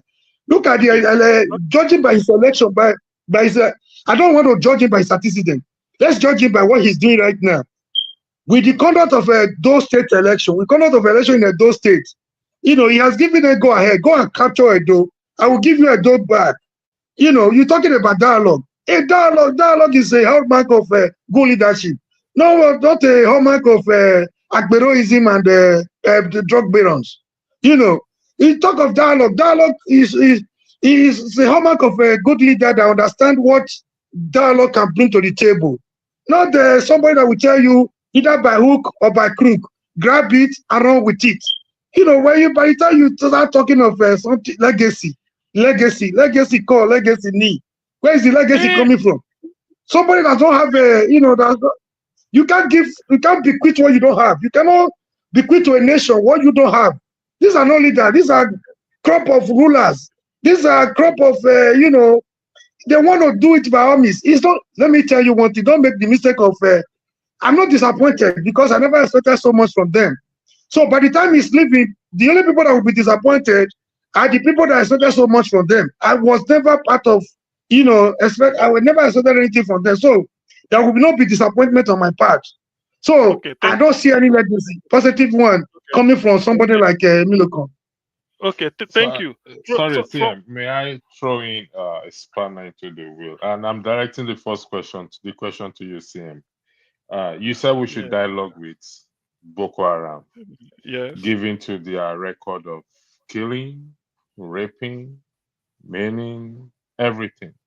Should you also dialogue with those who have stolen money from Nigeria without facing justice? Well, the thing is that the two questions are not the same. They are miles and million miles apart. Boko Haram, because it's an ideology. Stealing money is not an ideology. That's one. Boko Haram just there's something they want. I mean, and they are very audacious in doing it. Stealing money is not an ideology, CM. CM, there are two different. Boko Haram, they cannot do dialogue with them. They have to crush them first. No, what I mean, crush. No, dialogue. Crush. Most of us have forgotten. Henry. Dialogue actually started with Boko Haram in the past. So there was a meeting they called where they were represented by Buhari and repentance Gumi. Boko Haram. Repentance. Anyway, this thing I know this topic is very, very juicy. But the thing is, Henry, why I said dialogue was you've devoted your budget since Jonathan's time. How many years now to fighting them, and you couldn't? What does that tell you? It's an ideology. Okay, CM. Ideology. No, CM. We've devoted no. It's just you still have the floor, CM. We've devoted millions and billions on our refinery, on our roads, on electricity, on university, on everything. What's the difference? There's a difference again. You see, if we just want to the electricity, but you know this thing now. Let's not play the game, Charles. Let's leave it. I want to let me not forget the issue is will Tinubu be able to leave a legacy? You see, Omoru, maybe I should have defined it before you spoke. Legacy cannot always be good legacy, if you believe me. Legacy, because I know why you trashed it the way you did. Yeah, you could have put it in a different portion, in a different way. Good legacy or bad legacy. You have to say it that way. No, I ended by saying I don't see him leaving a positive legacy. I defined that. Okay. That was my last word. Okay, yeah. So which means he will leave a legacy, but how good is the legacy? Every leader will leave a legacy. That is just the answer. But it depends on what type of legacy. So that is the thing. So I think the next person to speak, Henry is you. After Henry, then Kali. After Kali, Tinubu will leave terrible legacy for you Nigerians. 2 minutes. I'm not included. Please. Because Tinubu destroyed since I was born. I've never seen Nigeria in this position. The worst ever seen in my life. Tinubu will be the worst legacy in Nigeria history. Because Tinubu did not come to Nigeria to make Nigeria better. He came to Nigeria to make his friends richer. his family to rule Nigerians, his friends' families to rule Nigerians, and make Nigeria poorer. Bad network. Henry. Because you can see what's going on right now. Okay. The Tinubu government don't even care about Nigerians. They don't even care. They say they want to cut governance. What did he do? Buying yachts, private jet, construction of their so-called Boko Haram vice president, first lady, whatever. Look at how they spend money. And the so-called senators who were supposed to say, my president, Nigerians are suffering. Oh, this money, let's cut our governors. They are giving credit, signing everything. Is that the government who mean well for the country, for the people? He don't even look. He came in. He said budget. What do you call it? These subsidies gone, but you don't have no plan. How? He just said it. Things are going up. Nigeria. I don't believe Nigeria will buy petrol for 1,000 something. I do not believe in my lifetime. This is the country where they produce, where they have oil like sand in the street. I cannot imagine my lifetime going to be like this. 30 seconds more so that we can. And the same country they buy bag of rice 1,170,000. Is that not a shame? And look at the Benue's the food basket of the nation. They cannot even go to farm. They are living in refugee in your own land. Have you seen a German living in refugee inside German? Have you seen a UK citizen living in refugee in their own country? You people should think about it. Tinubu don't not ready for Nigerians. Nigerians have to wake up from their slumber. All this kind of my tribe man is Bomilo Kong. Tinubu is trying. People are jokers, bunch of jokers. Nigeria going to, for not to 10 years, Nigeria not going to be better. Thank you very much. Thank you very much, Henry. The next person should be Ibukali. So please, we are doing 2 minutes so that we can go around quickly. Thank you so much, bro. Thank you. Thank you. I appreciate CM. Honestly speaking, this question we don't need to. Even if you ask a nursery school pupil, he will answer you that he's not seen any good thing coming out. Because honestly, the three arms of the governance in Nigeria has failed in all ramification. Has failed. The judicial, the executive, and the legislators, they have all failed, especially in the area of judicial, which is the common hope of a common man. The last hope of a common man, I mean. They have failed in all ramification. You know, what is working in Nigeria as of today is cabals. For a long time, we know all these things. It's not working out. This cabal is working. That's why I said earlier, I've made mention of this before, that when the foundation of every building shake, it has nothing to have any repair that will make it to stand again. The only thing that you have to do, that the structure, is to raise down the total structure from scratch and start it afresh again. That's the only way Nigeria can. I'm not talking about even Nigeria, because it's not going to get well at all. Anybody thinking that Nigeria will get well tomorrow, I'm telling you, you're dreaming a million years dream. You're a dreamer a million years to come. It can never. It will keep getting worse. We keep getting a better government. We keep getting a better government. Every government, we see a better one. The last one, they're better than this one. Oh. The next one is coming now. Maybe this one now good day better than the next one is coming. So it's not going to get better anyway. That's why I'm telling you, they know what they're doing in that very country. They know what they're doing. I'm telling you, like, in fact, is a business as they said it. Is a British intention. So it has lasted for 100 years, and they refuse to come together to make these things work out, or let everybody go to their own separate ways. But it's not working out, because they failed the amalgamation of 1914. So there's no how that you make Nigeria that it will work out today. It's not going to work out. If you bring Jesus to govern Nigeria, it's not going to work out. Never. Prayer cannot work out Nigeria, because already they have defiled the spiritual aspect of agreement, which is the amalgamation of 1914. They have defied it for a long time, and it can never stand. As far as they defy that very agreement, there's no way, there's nothing on this planet Earth that will make Nigeria to work out. That's why people need to come together and separate themselves from become what they want in different nations. Thank you. Okay, thank you very much, Ibuchi. The next person should be Salewis, because remember, I know people like to go off the tangent. We are talking of legacy, which is Tinubu. I mean, you saw the question. What legacy do you think Tinubu will leave? So 2 minutes.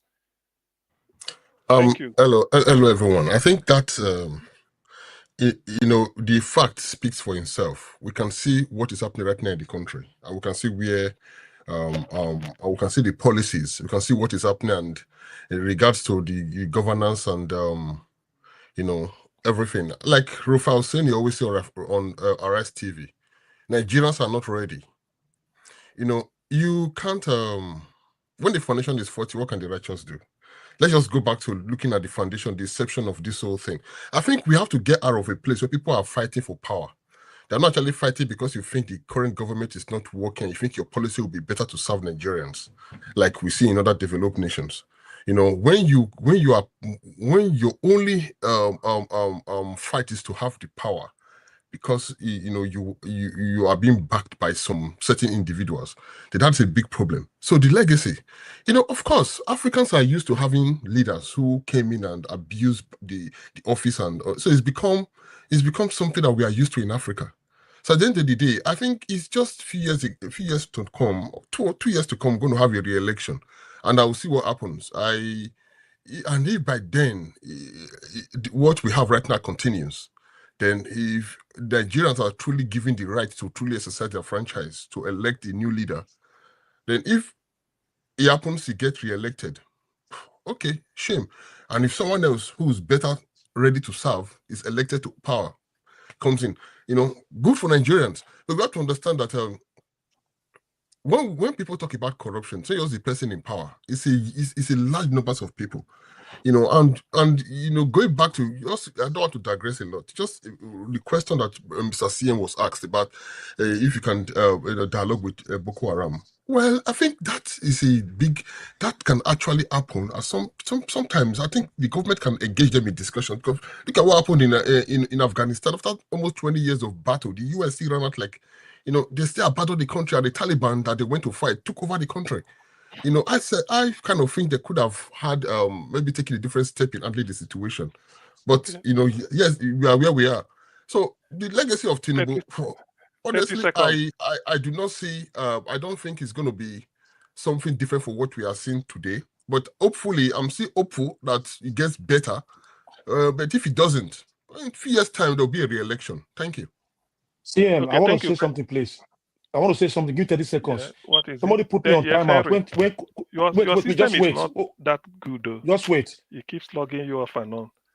Okay, the next person. I think I'm inclined to go with just Revolution now, because he's been in before. CM, can you give me 30 seconds? His system kicked him out. Revolution, what we are saying, you saw the question. Is Tinubu, what legacy do you think Tinubu will leave? What legacy, as your best friend? So what legacy do you think your best friend will leave for Nigeria? You don't hear me? Yes, I dey hear you. Everybody. I beg, that guy not be my best friend, though. Make we just put that one straight. I don't even know him. I want make you even collapse and die. So don't even call that kind of woman be my best friend. Sorry. Okay. You see, they say when a blind man, first way everybody knows say no get eye. Come there for front, people will get eye, they follow. Now that legacy that man will leave for Nigeria. You understand me? First way no get eye, they see. Then Nigerians, how we like to do ourselves, we can't they follow them. As we they follow them, so anybody will bring any option, where we go to remove them, uproot. Our people, they say uproot something, uproot them. But Nigerians, anybody will bring anything will concern uprooting or something, some people go they find ways to tell you, say that one no go work, or why you go talk so. Nigeria, this is not how we know Nigerians. Nigerians don't like violence. Nigerians don't. This is not our standard.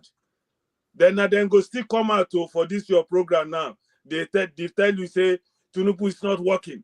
Nothing will ever change. But people will get the balls. The freedom fighters will get the balls to challenge the system. When they come and nobody go support them. You understand? So when you I don't want to come up for your message because I did for work. I just say make a show face. Some people say I run away before. I no run. But I don't want to enter their matter right now. Make I answer, follow your 2 minutes because I'm a man of principle. I know. You don't get that was how you came the last time. You threw some jibes at people when they wanted to respond to you. Brother, You disappeared. I normally stay longer, but I'm at work. I'm just Which freedom you don't fight? Which struggle you don't involve for Nigeria? Mention 1 or 2. You remember with refresh our memory. My brother, I know be talk is cheap. I know they for talk is right revolution here. I know they for talk is cheap. All this talk is cheap. I know there's time for you. All this talk will fight for this, fight for that. We are not for that. I don't come for you.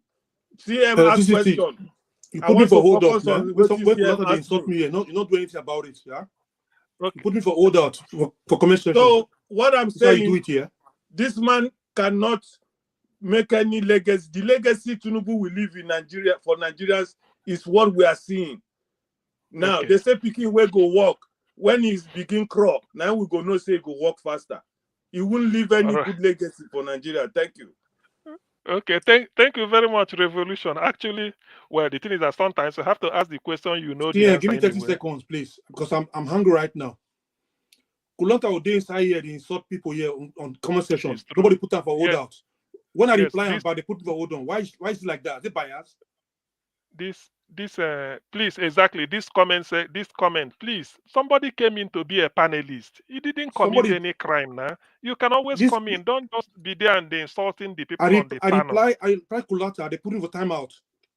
This is how people do it here. You are scared to put Kulata for timeout. Are you scared? No, Henry, nobody's scared of anything. So why you don't do it then? Why you don't do it then? You're looking. Why you don't do it? The thing is being monitored. So if you have any complaint, I get use the email. I'll leave here. Okay. No, Henry, hold on, Henry. Hold on. TM, continue, please. I will come back to you. Now, the next person should be, I think, okay, Jagu, you will come last after Ndubis. Let me just give him the first chance to speak. After that, then we go to Jagu. At least 2 minutes. Tell us the legacy Tinubu is capable of leaving. I mean, you saw the question. We all saw it. So, which legacy? Chinon, I greet everybody in the house. Good evening, all. Both my senior brothers and those everybody in the house. Good evening, all. Number one, I will say because for me, I don't pretend over issues, and I say the way it is in my own mind. Because if you want to say truth, you don't need to speak big grammar and shape your English. If someone want to lie, we shape our English and change our intonation. The truth remains this: the worst people has entered to the seat of Nigeria. Because for me, like I said, I am from United States of Biafra, Chino Son Dubisi. But for your country, Nigeria, what I said about Soludo, what I will say, the worst people has entered the seat of Nigeria, and things is going to be worse. He's going to set a legacy of worse corruption and intimidation to all of you, because for his second tenure, he is coming. But the issue is this: every day we're on platform, we are talking one thing, we are continue going around without any solution. Too much of talk is not too much doing. And when you continue talking without action, for me, it's nothing. The truth remains that the past is hurting Nigeria. And because of the past, that is why I left Nigeria. The first prime minister of Nigeria, Tafawa Balogu, he said something. He said that name Nigeria is a lie. It's your forefather. They have seen this before that. He's also said in 1914 that the amalgamation of Nigeria is for British mere geographication. That is what he call it. At last, our own father, Nnamdi Azikiwe, said that Nigeria need to be integrated by now, that we could have gone our different ways by now, that if we did not do it, that Congo will be better than Nigeria. The past has come to hurt the present, and we are here denying the past, also don't have any idea for the present. Nigeria is the only thing that will make Tinubu to be a good president. And my prayer is that he's going to be the last president of Nigeria. Nigeria will be divided. And that is only where all of us can have peace. We are too big to lie, and we are too small to be in this mess that you people are. Because for me, I have been delivered on October 29 when I called myself Chinonso Ndubisi. I'm from United States of Biafra. I have agreed with Tafawa Balogu and Nnamdi Azikiwe. Go back and check these people I mentioned. They are our forefathers. They said it's not working, and it's not gonna work. So let's be here and be talking. I told forefather, lead a protest where I can come down from this country where I am. A protest of that Nigeria, or everybody in the city should go down. Let him lead that one. Thank you, Chinonso. I know you meant Tafawa Balewa, not Balogu. Tafawa Balewa. I think that's what you meant. The first prime Tafawa minister. Balewa, yes, Tafawa the Balewa. first prime minister. Thank you. Yes, thank you. The next person is Jagu. Please let's have round before any other thing, so that let's be fair to each other. Jagu, now which legacy? Because the key good word here question. is legacy. 2 minutes. Okay. The legacy of Tinubu or any other prime minister, president in Nigeria is the legacy of Nigeria, which is a failed legacy. It doesn't matter which one of them comes to the table. They leave the same legacy, which is a legacy of confusion, mess, and stolen funds. That is the legacy of Nigerian governments over the years. So I don't give him much for that. Me personally, I would like to, I look at things kind of differently than I hear from the panel and most people in the comment section. I look at the fact that we are in this big, open, corrupted planet. And we as Nigerians have a great responsibility. And I don't believe that running away from the great responsibility that we have is the way forward. So people like Chino say, oh, what he said, I just disagree with it wholeheartedly. It's a coward, for me, it's a coward's way out. We have a big responsibility. And we can always blame, oh, it's the British, all this kind of talk. It's weak talk. We are here. We have this nation, and basically we don't appreciate each other. That's the bottom line. We do not appreciate each other. And because of that mindset, we don't see ourselves as leaders, as individuals. Me, when I see a big man who is a Niger and he's coming with, I want to see him as a leader. I want to see that individual, whoever he is, wherever he comes from, as somebody with the kind of notion that I want to follow. But we don't behave like that. We behave full of rhetoric, full of poison, full of weakness, full of complaint. Stand up like a man, for God's sake, and stop being so weak and childish. We've got things to do, and together we can get it done. It doesn't matter the antecedents of our leaders that we don't like. It matters about the leaders that are unseen, the leaders that need to be standing up, the leaders that really need to come to the table and lead. You see, when we look at a place like Nigeria and we look around and we don't see the kind of leaders that we want or that we had in the past even. You know, there were certain leaders that we had in the past that we can jolly well have great respect for. But the fact that we are scared and we don't come to the table, that's why we don't have leaders. That's why. Because there are leaders within us. But because we're full of fear and we want to run away, for me, in my ears, it just sounds rubbish. It sounds pathetic. It sounds like children. I just want to you that, can I just end like this 30 seconds? Okay. I would just like to put to the table that we Nigerians in the diaspora, we show our strength. We need to reflect that showing of strength in the country called Nigeria. It is then we will see a momentous change in who we are. And that's what I hold out hope for. I hold out hope that we as men stand up as men and take control. Not that we start running away like girls. I want Biafra. That's it. Girlish. For me, that's girlish. And I want to run away. Rubbish. You're not a man. Thank you. Thank you very much. Actually, the issue, there is electricity. There is a news I heard. Maybe it's still developing. Maybe I had it wrongly. You know, the leader of His Majesty's opposition in the UK is a Nigerian, Kemi Coming by enough. Badenoch. I think Badenoch, My Kemi sweetheart. something. My I sweetheart had is my something sweetheart. credited to her that she's of the opinion that Nigerians should stop migrating to UK, that they should change the rule not to favor Nigeria. I don't know whether it's true. I read it somewhere. I don't know, but I think she spoke about immigration generally, but I don't know if she was Yeah, specific about about that. Nigeria, which we will Okay. cover Okay. next week. We will cover it next week. I started it in my platform last week, so but I'll bring it over here. We'll Can cover I it just next add? week. Can you Okay. hold on, Sorry, can I Jago, just please? add to that? Jago, can you hold on Sorry. 1 second, please?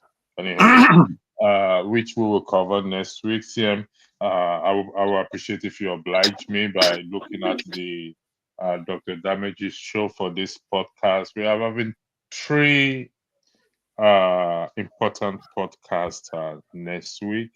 We also look at Ruben Zapati's behavior towards Ojipe. I can't pronounce her name, or whatever her name is. Apologies. Ojineka. Yeah, if he was bashing her, or if behavior constitute or create an hostile working place environment. These are issues we're going to discuss, and I believe the ladies will be here next week. Yeah, Jagun, you wanted to say something, please? Yeah, sorry. I just wanted to add that in Kemi Badenoch's case, she's quite a controversial figure and quite a strong figure. However, I don't know if I like her or not. My mind keeps changing. But you don't need to like her. You don't need to no, like you're right. her. You're right. But just let me add that. Sorry, you're right. I'm just putting to you that she has not the husband. statements against Nigeria. And for me, sometimes that's not against Nigeria. That's actually for Nigeria. In that Nigeria, we're just losing everything. Everything is being emptied out of that country. The best mines, all our minerals. We're just giving everything away to the rest of the world. What are we keeping for ourselves?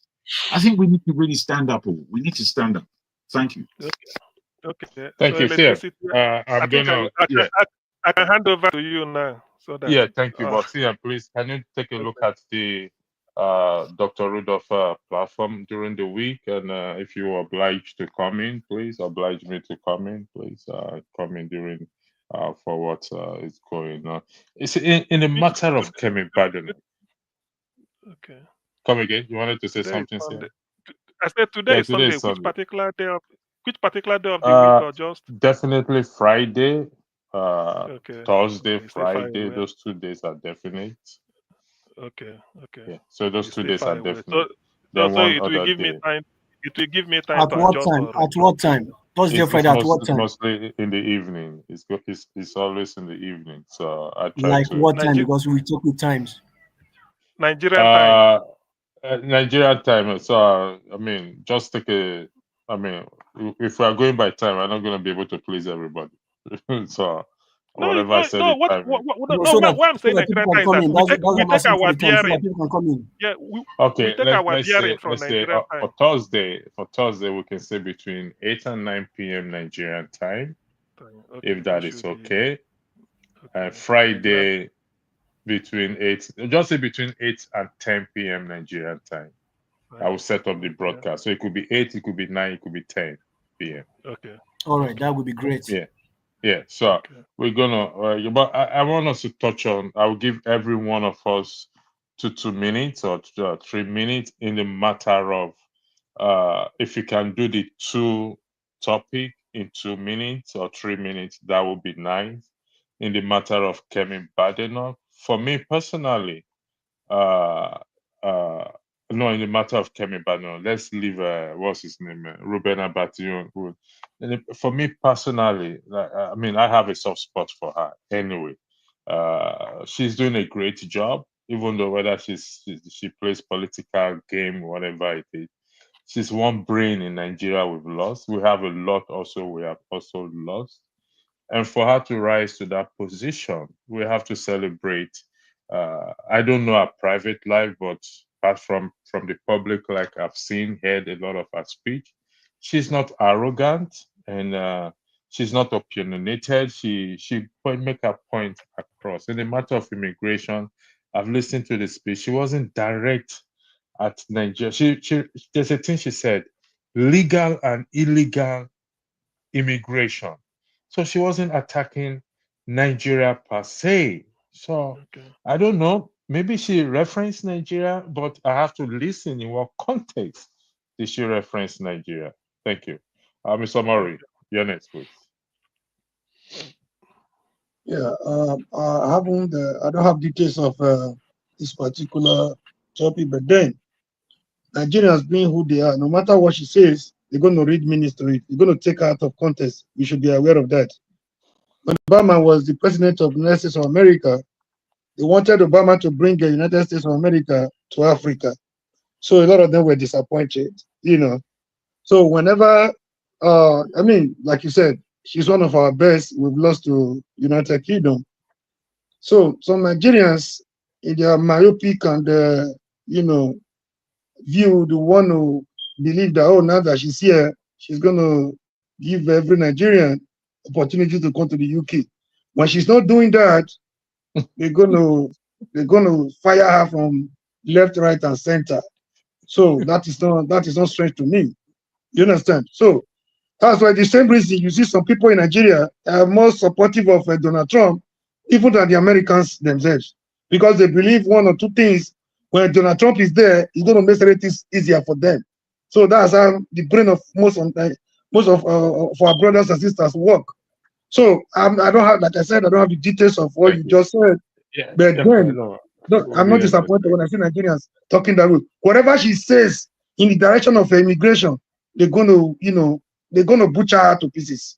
And again, CM, I think you make a better spokesman than Sam Ekpa when it comes to Biafra representation. At least the way you, although you are a politician, the way you bring out your point, you buy the minds of people than the arrogance of Ekpa and co. Thank you. Thank you. CM, Okay. the floor is yours, but before you speak, Okay. let me buttress what Maury said. You played a political game this evening. Most people do not catch it, but correct me if I am wrong. You brought the issue of dialogue. Just you cannot come out actually to say someone Ekpa is wrong and the declaration of the Biafra declaration is wrong, which is a good political strategy that you use, which is I was a very moderator. I'm a moderator now. I have no. You made me a moderator, so I'm not a panelist. You made me a moderator. That is the the issue. floor is yours. Anyway, You have 2 minutes, anyway, please. Thank any, you. anyway, thank you. So regarding Kemi Badenoch, you see, let us, whatever she says, let me just say this as a matter of principle. Her employer is the UK government or Her Majesty because she's paid salary as the leader of opposition, a shadow cabinet, this thing. Now, she may be my sister from the same mother, the same father. The fact that her nationality through her husband and everything, she has a job to do. And even at that, there's a policy. She will just have to follow the policy of the party. If the party conservative favors open immigration, Kemi has no right or no bearing to oppose it.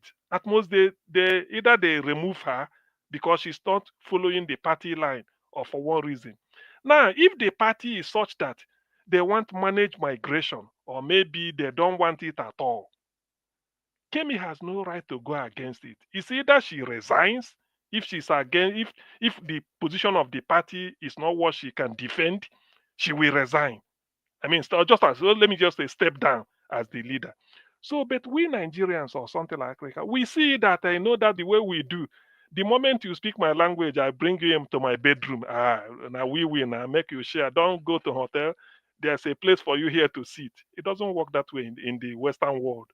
Policy is policy, principle is principle. So that's what I will say. But why I have to bring it up was I know all these bloggers, everybody want to create content. Forget about it. Exactly. People can cast headline.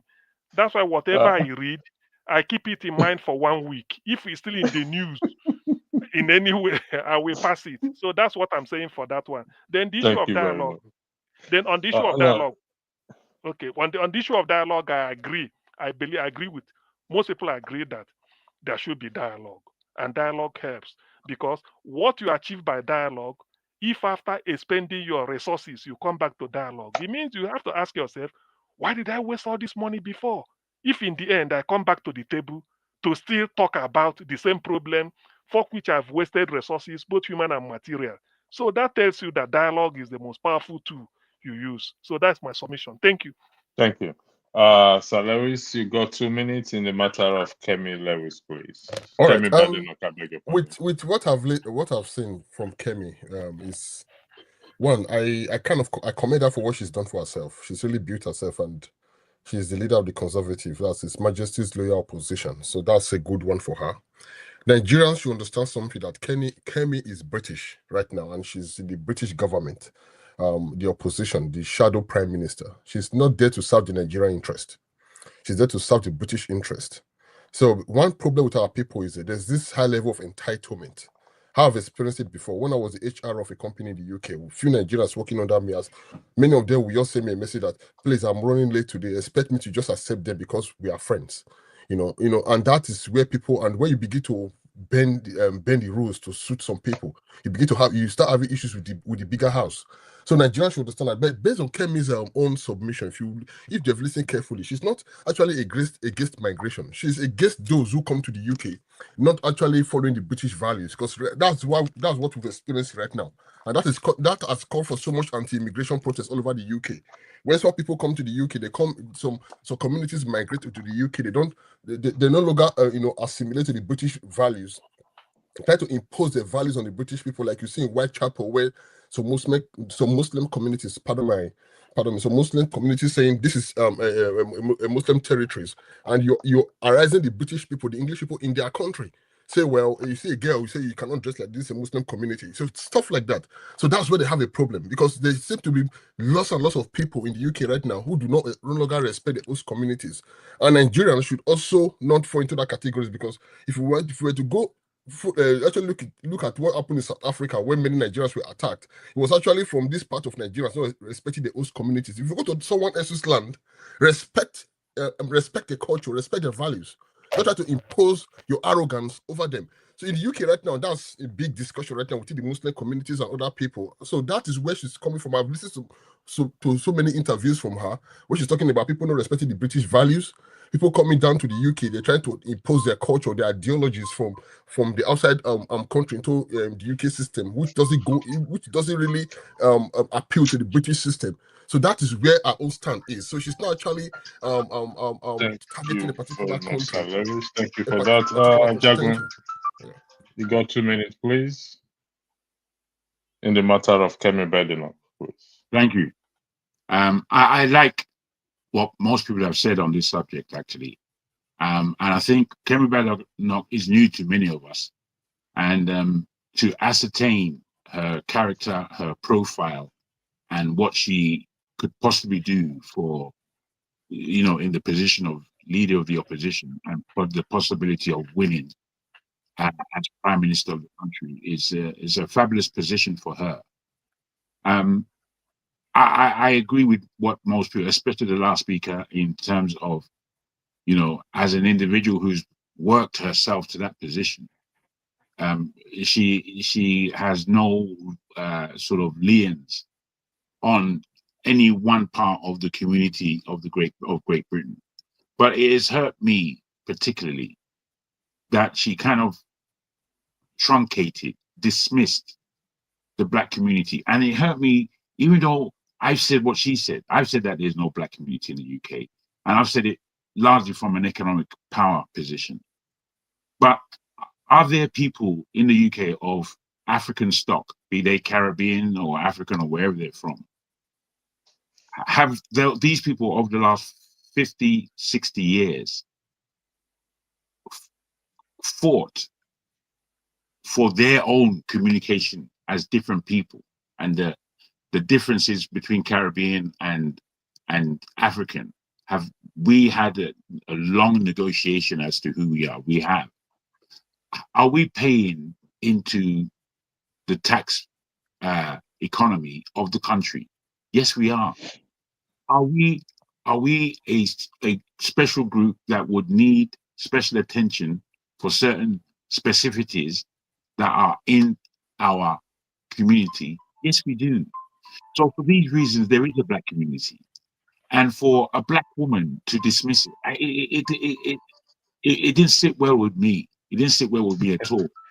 Even though You hold that thought till next week and you will expound more on it. Your 2 minutes is up. You're going to have plenty of time this next week that's because if you bring me up now. That's if you bring me up electricity. you know how you be behaving. All right. Chinoze, the floor is yours, please. Your 2 minutes starts now. Chinoze, Ndubisi, you're muted. We can't hear you. Okay, I said for me, Madam Kemi is doing her job of those who are paying her money for what she's doing. And for what she's doing also is her own opinion also, and also her own understanding. Because we know that in UK you have freedom of speech, not like in Nigeria where you do not have freedom of speech. When you can speak what is in your mind, somebody with long biabia can come and talk to you and tell that all things you're saying is rubbish, is nonsense, with the kind of asset you're using. So for Kemi in question, for me, I love her, and whatever she is doing, I appreciate it, and I support her to do it more and more, because that's what pays her money, and that is also what bring her out. Because if she did not say it, we won't be talking about her right here. So you must make a headline for yourself, for the world to notice you. So Kemi is making headline for we to notice her more and more. And once we notice her, we got attention about her. That is what she wants. So now we have discussing about her, and we're also making her popular more. So she's right on doing what she's doing. That is my own opinion. Thank you. Gentlemen, I need you to go home, please. I beg your pardon, not I need you. Can you go home with this thought in your mind about not just coming back to our position on immigration issue?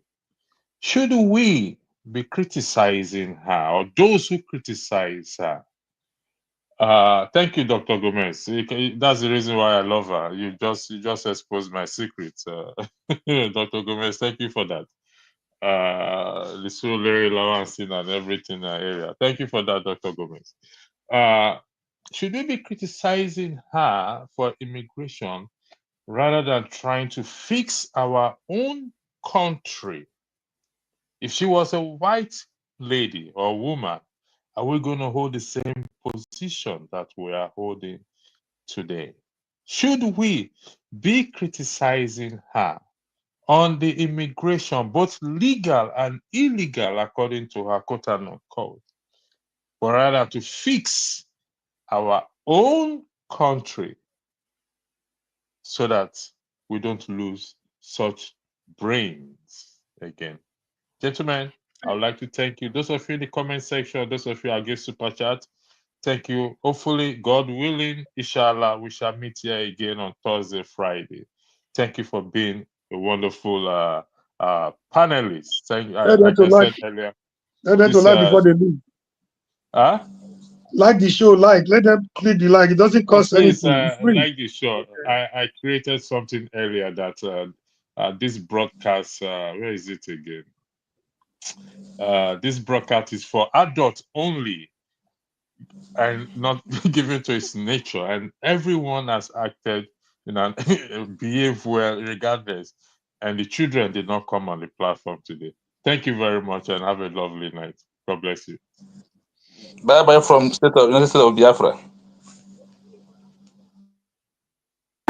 Thank you so much for watching. Thank you. Have you subscribed? Yes, you. Have you subscribed? You. Yeah, before you go, click. It's free. Click. Just that's it. Have you subscribed? You are laughing. Have you subscribed? Have you subscribed? Thank you. Thank you. Thank you. Hey, madam. Thank you so much. I can see you. I can see you. We have to get to 100,000 subscribers. This by the end of the year. How are we going to do that if you don't subscribe? Yes, you. Yes, you're about to click off. Why?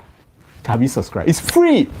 If you don't, ask your son, ask your daughter how to. Just one click. Thank you. Thank you. I see you. Aha. Thank you very much. Thank you very much. I'll see you tomorrow.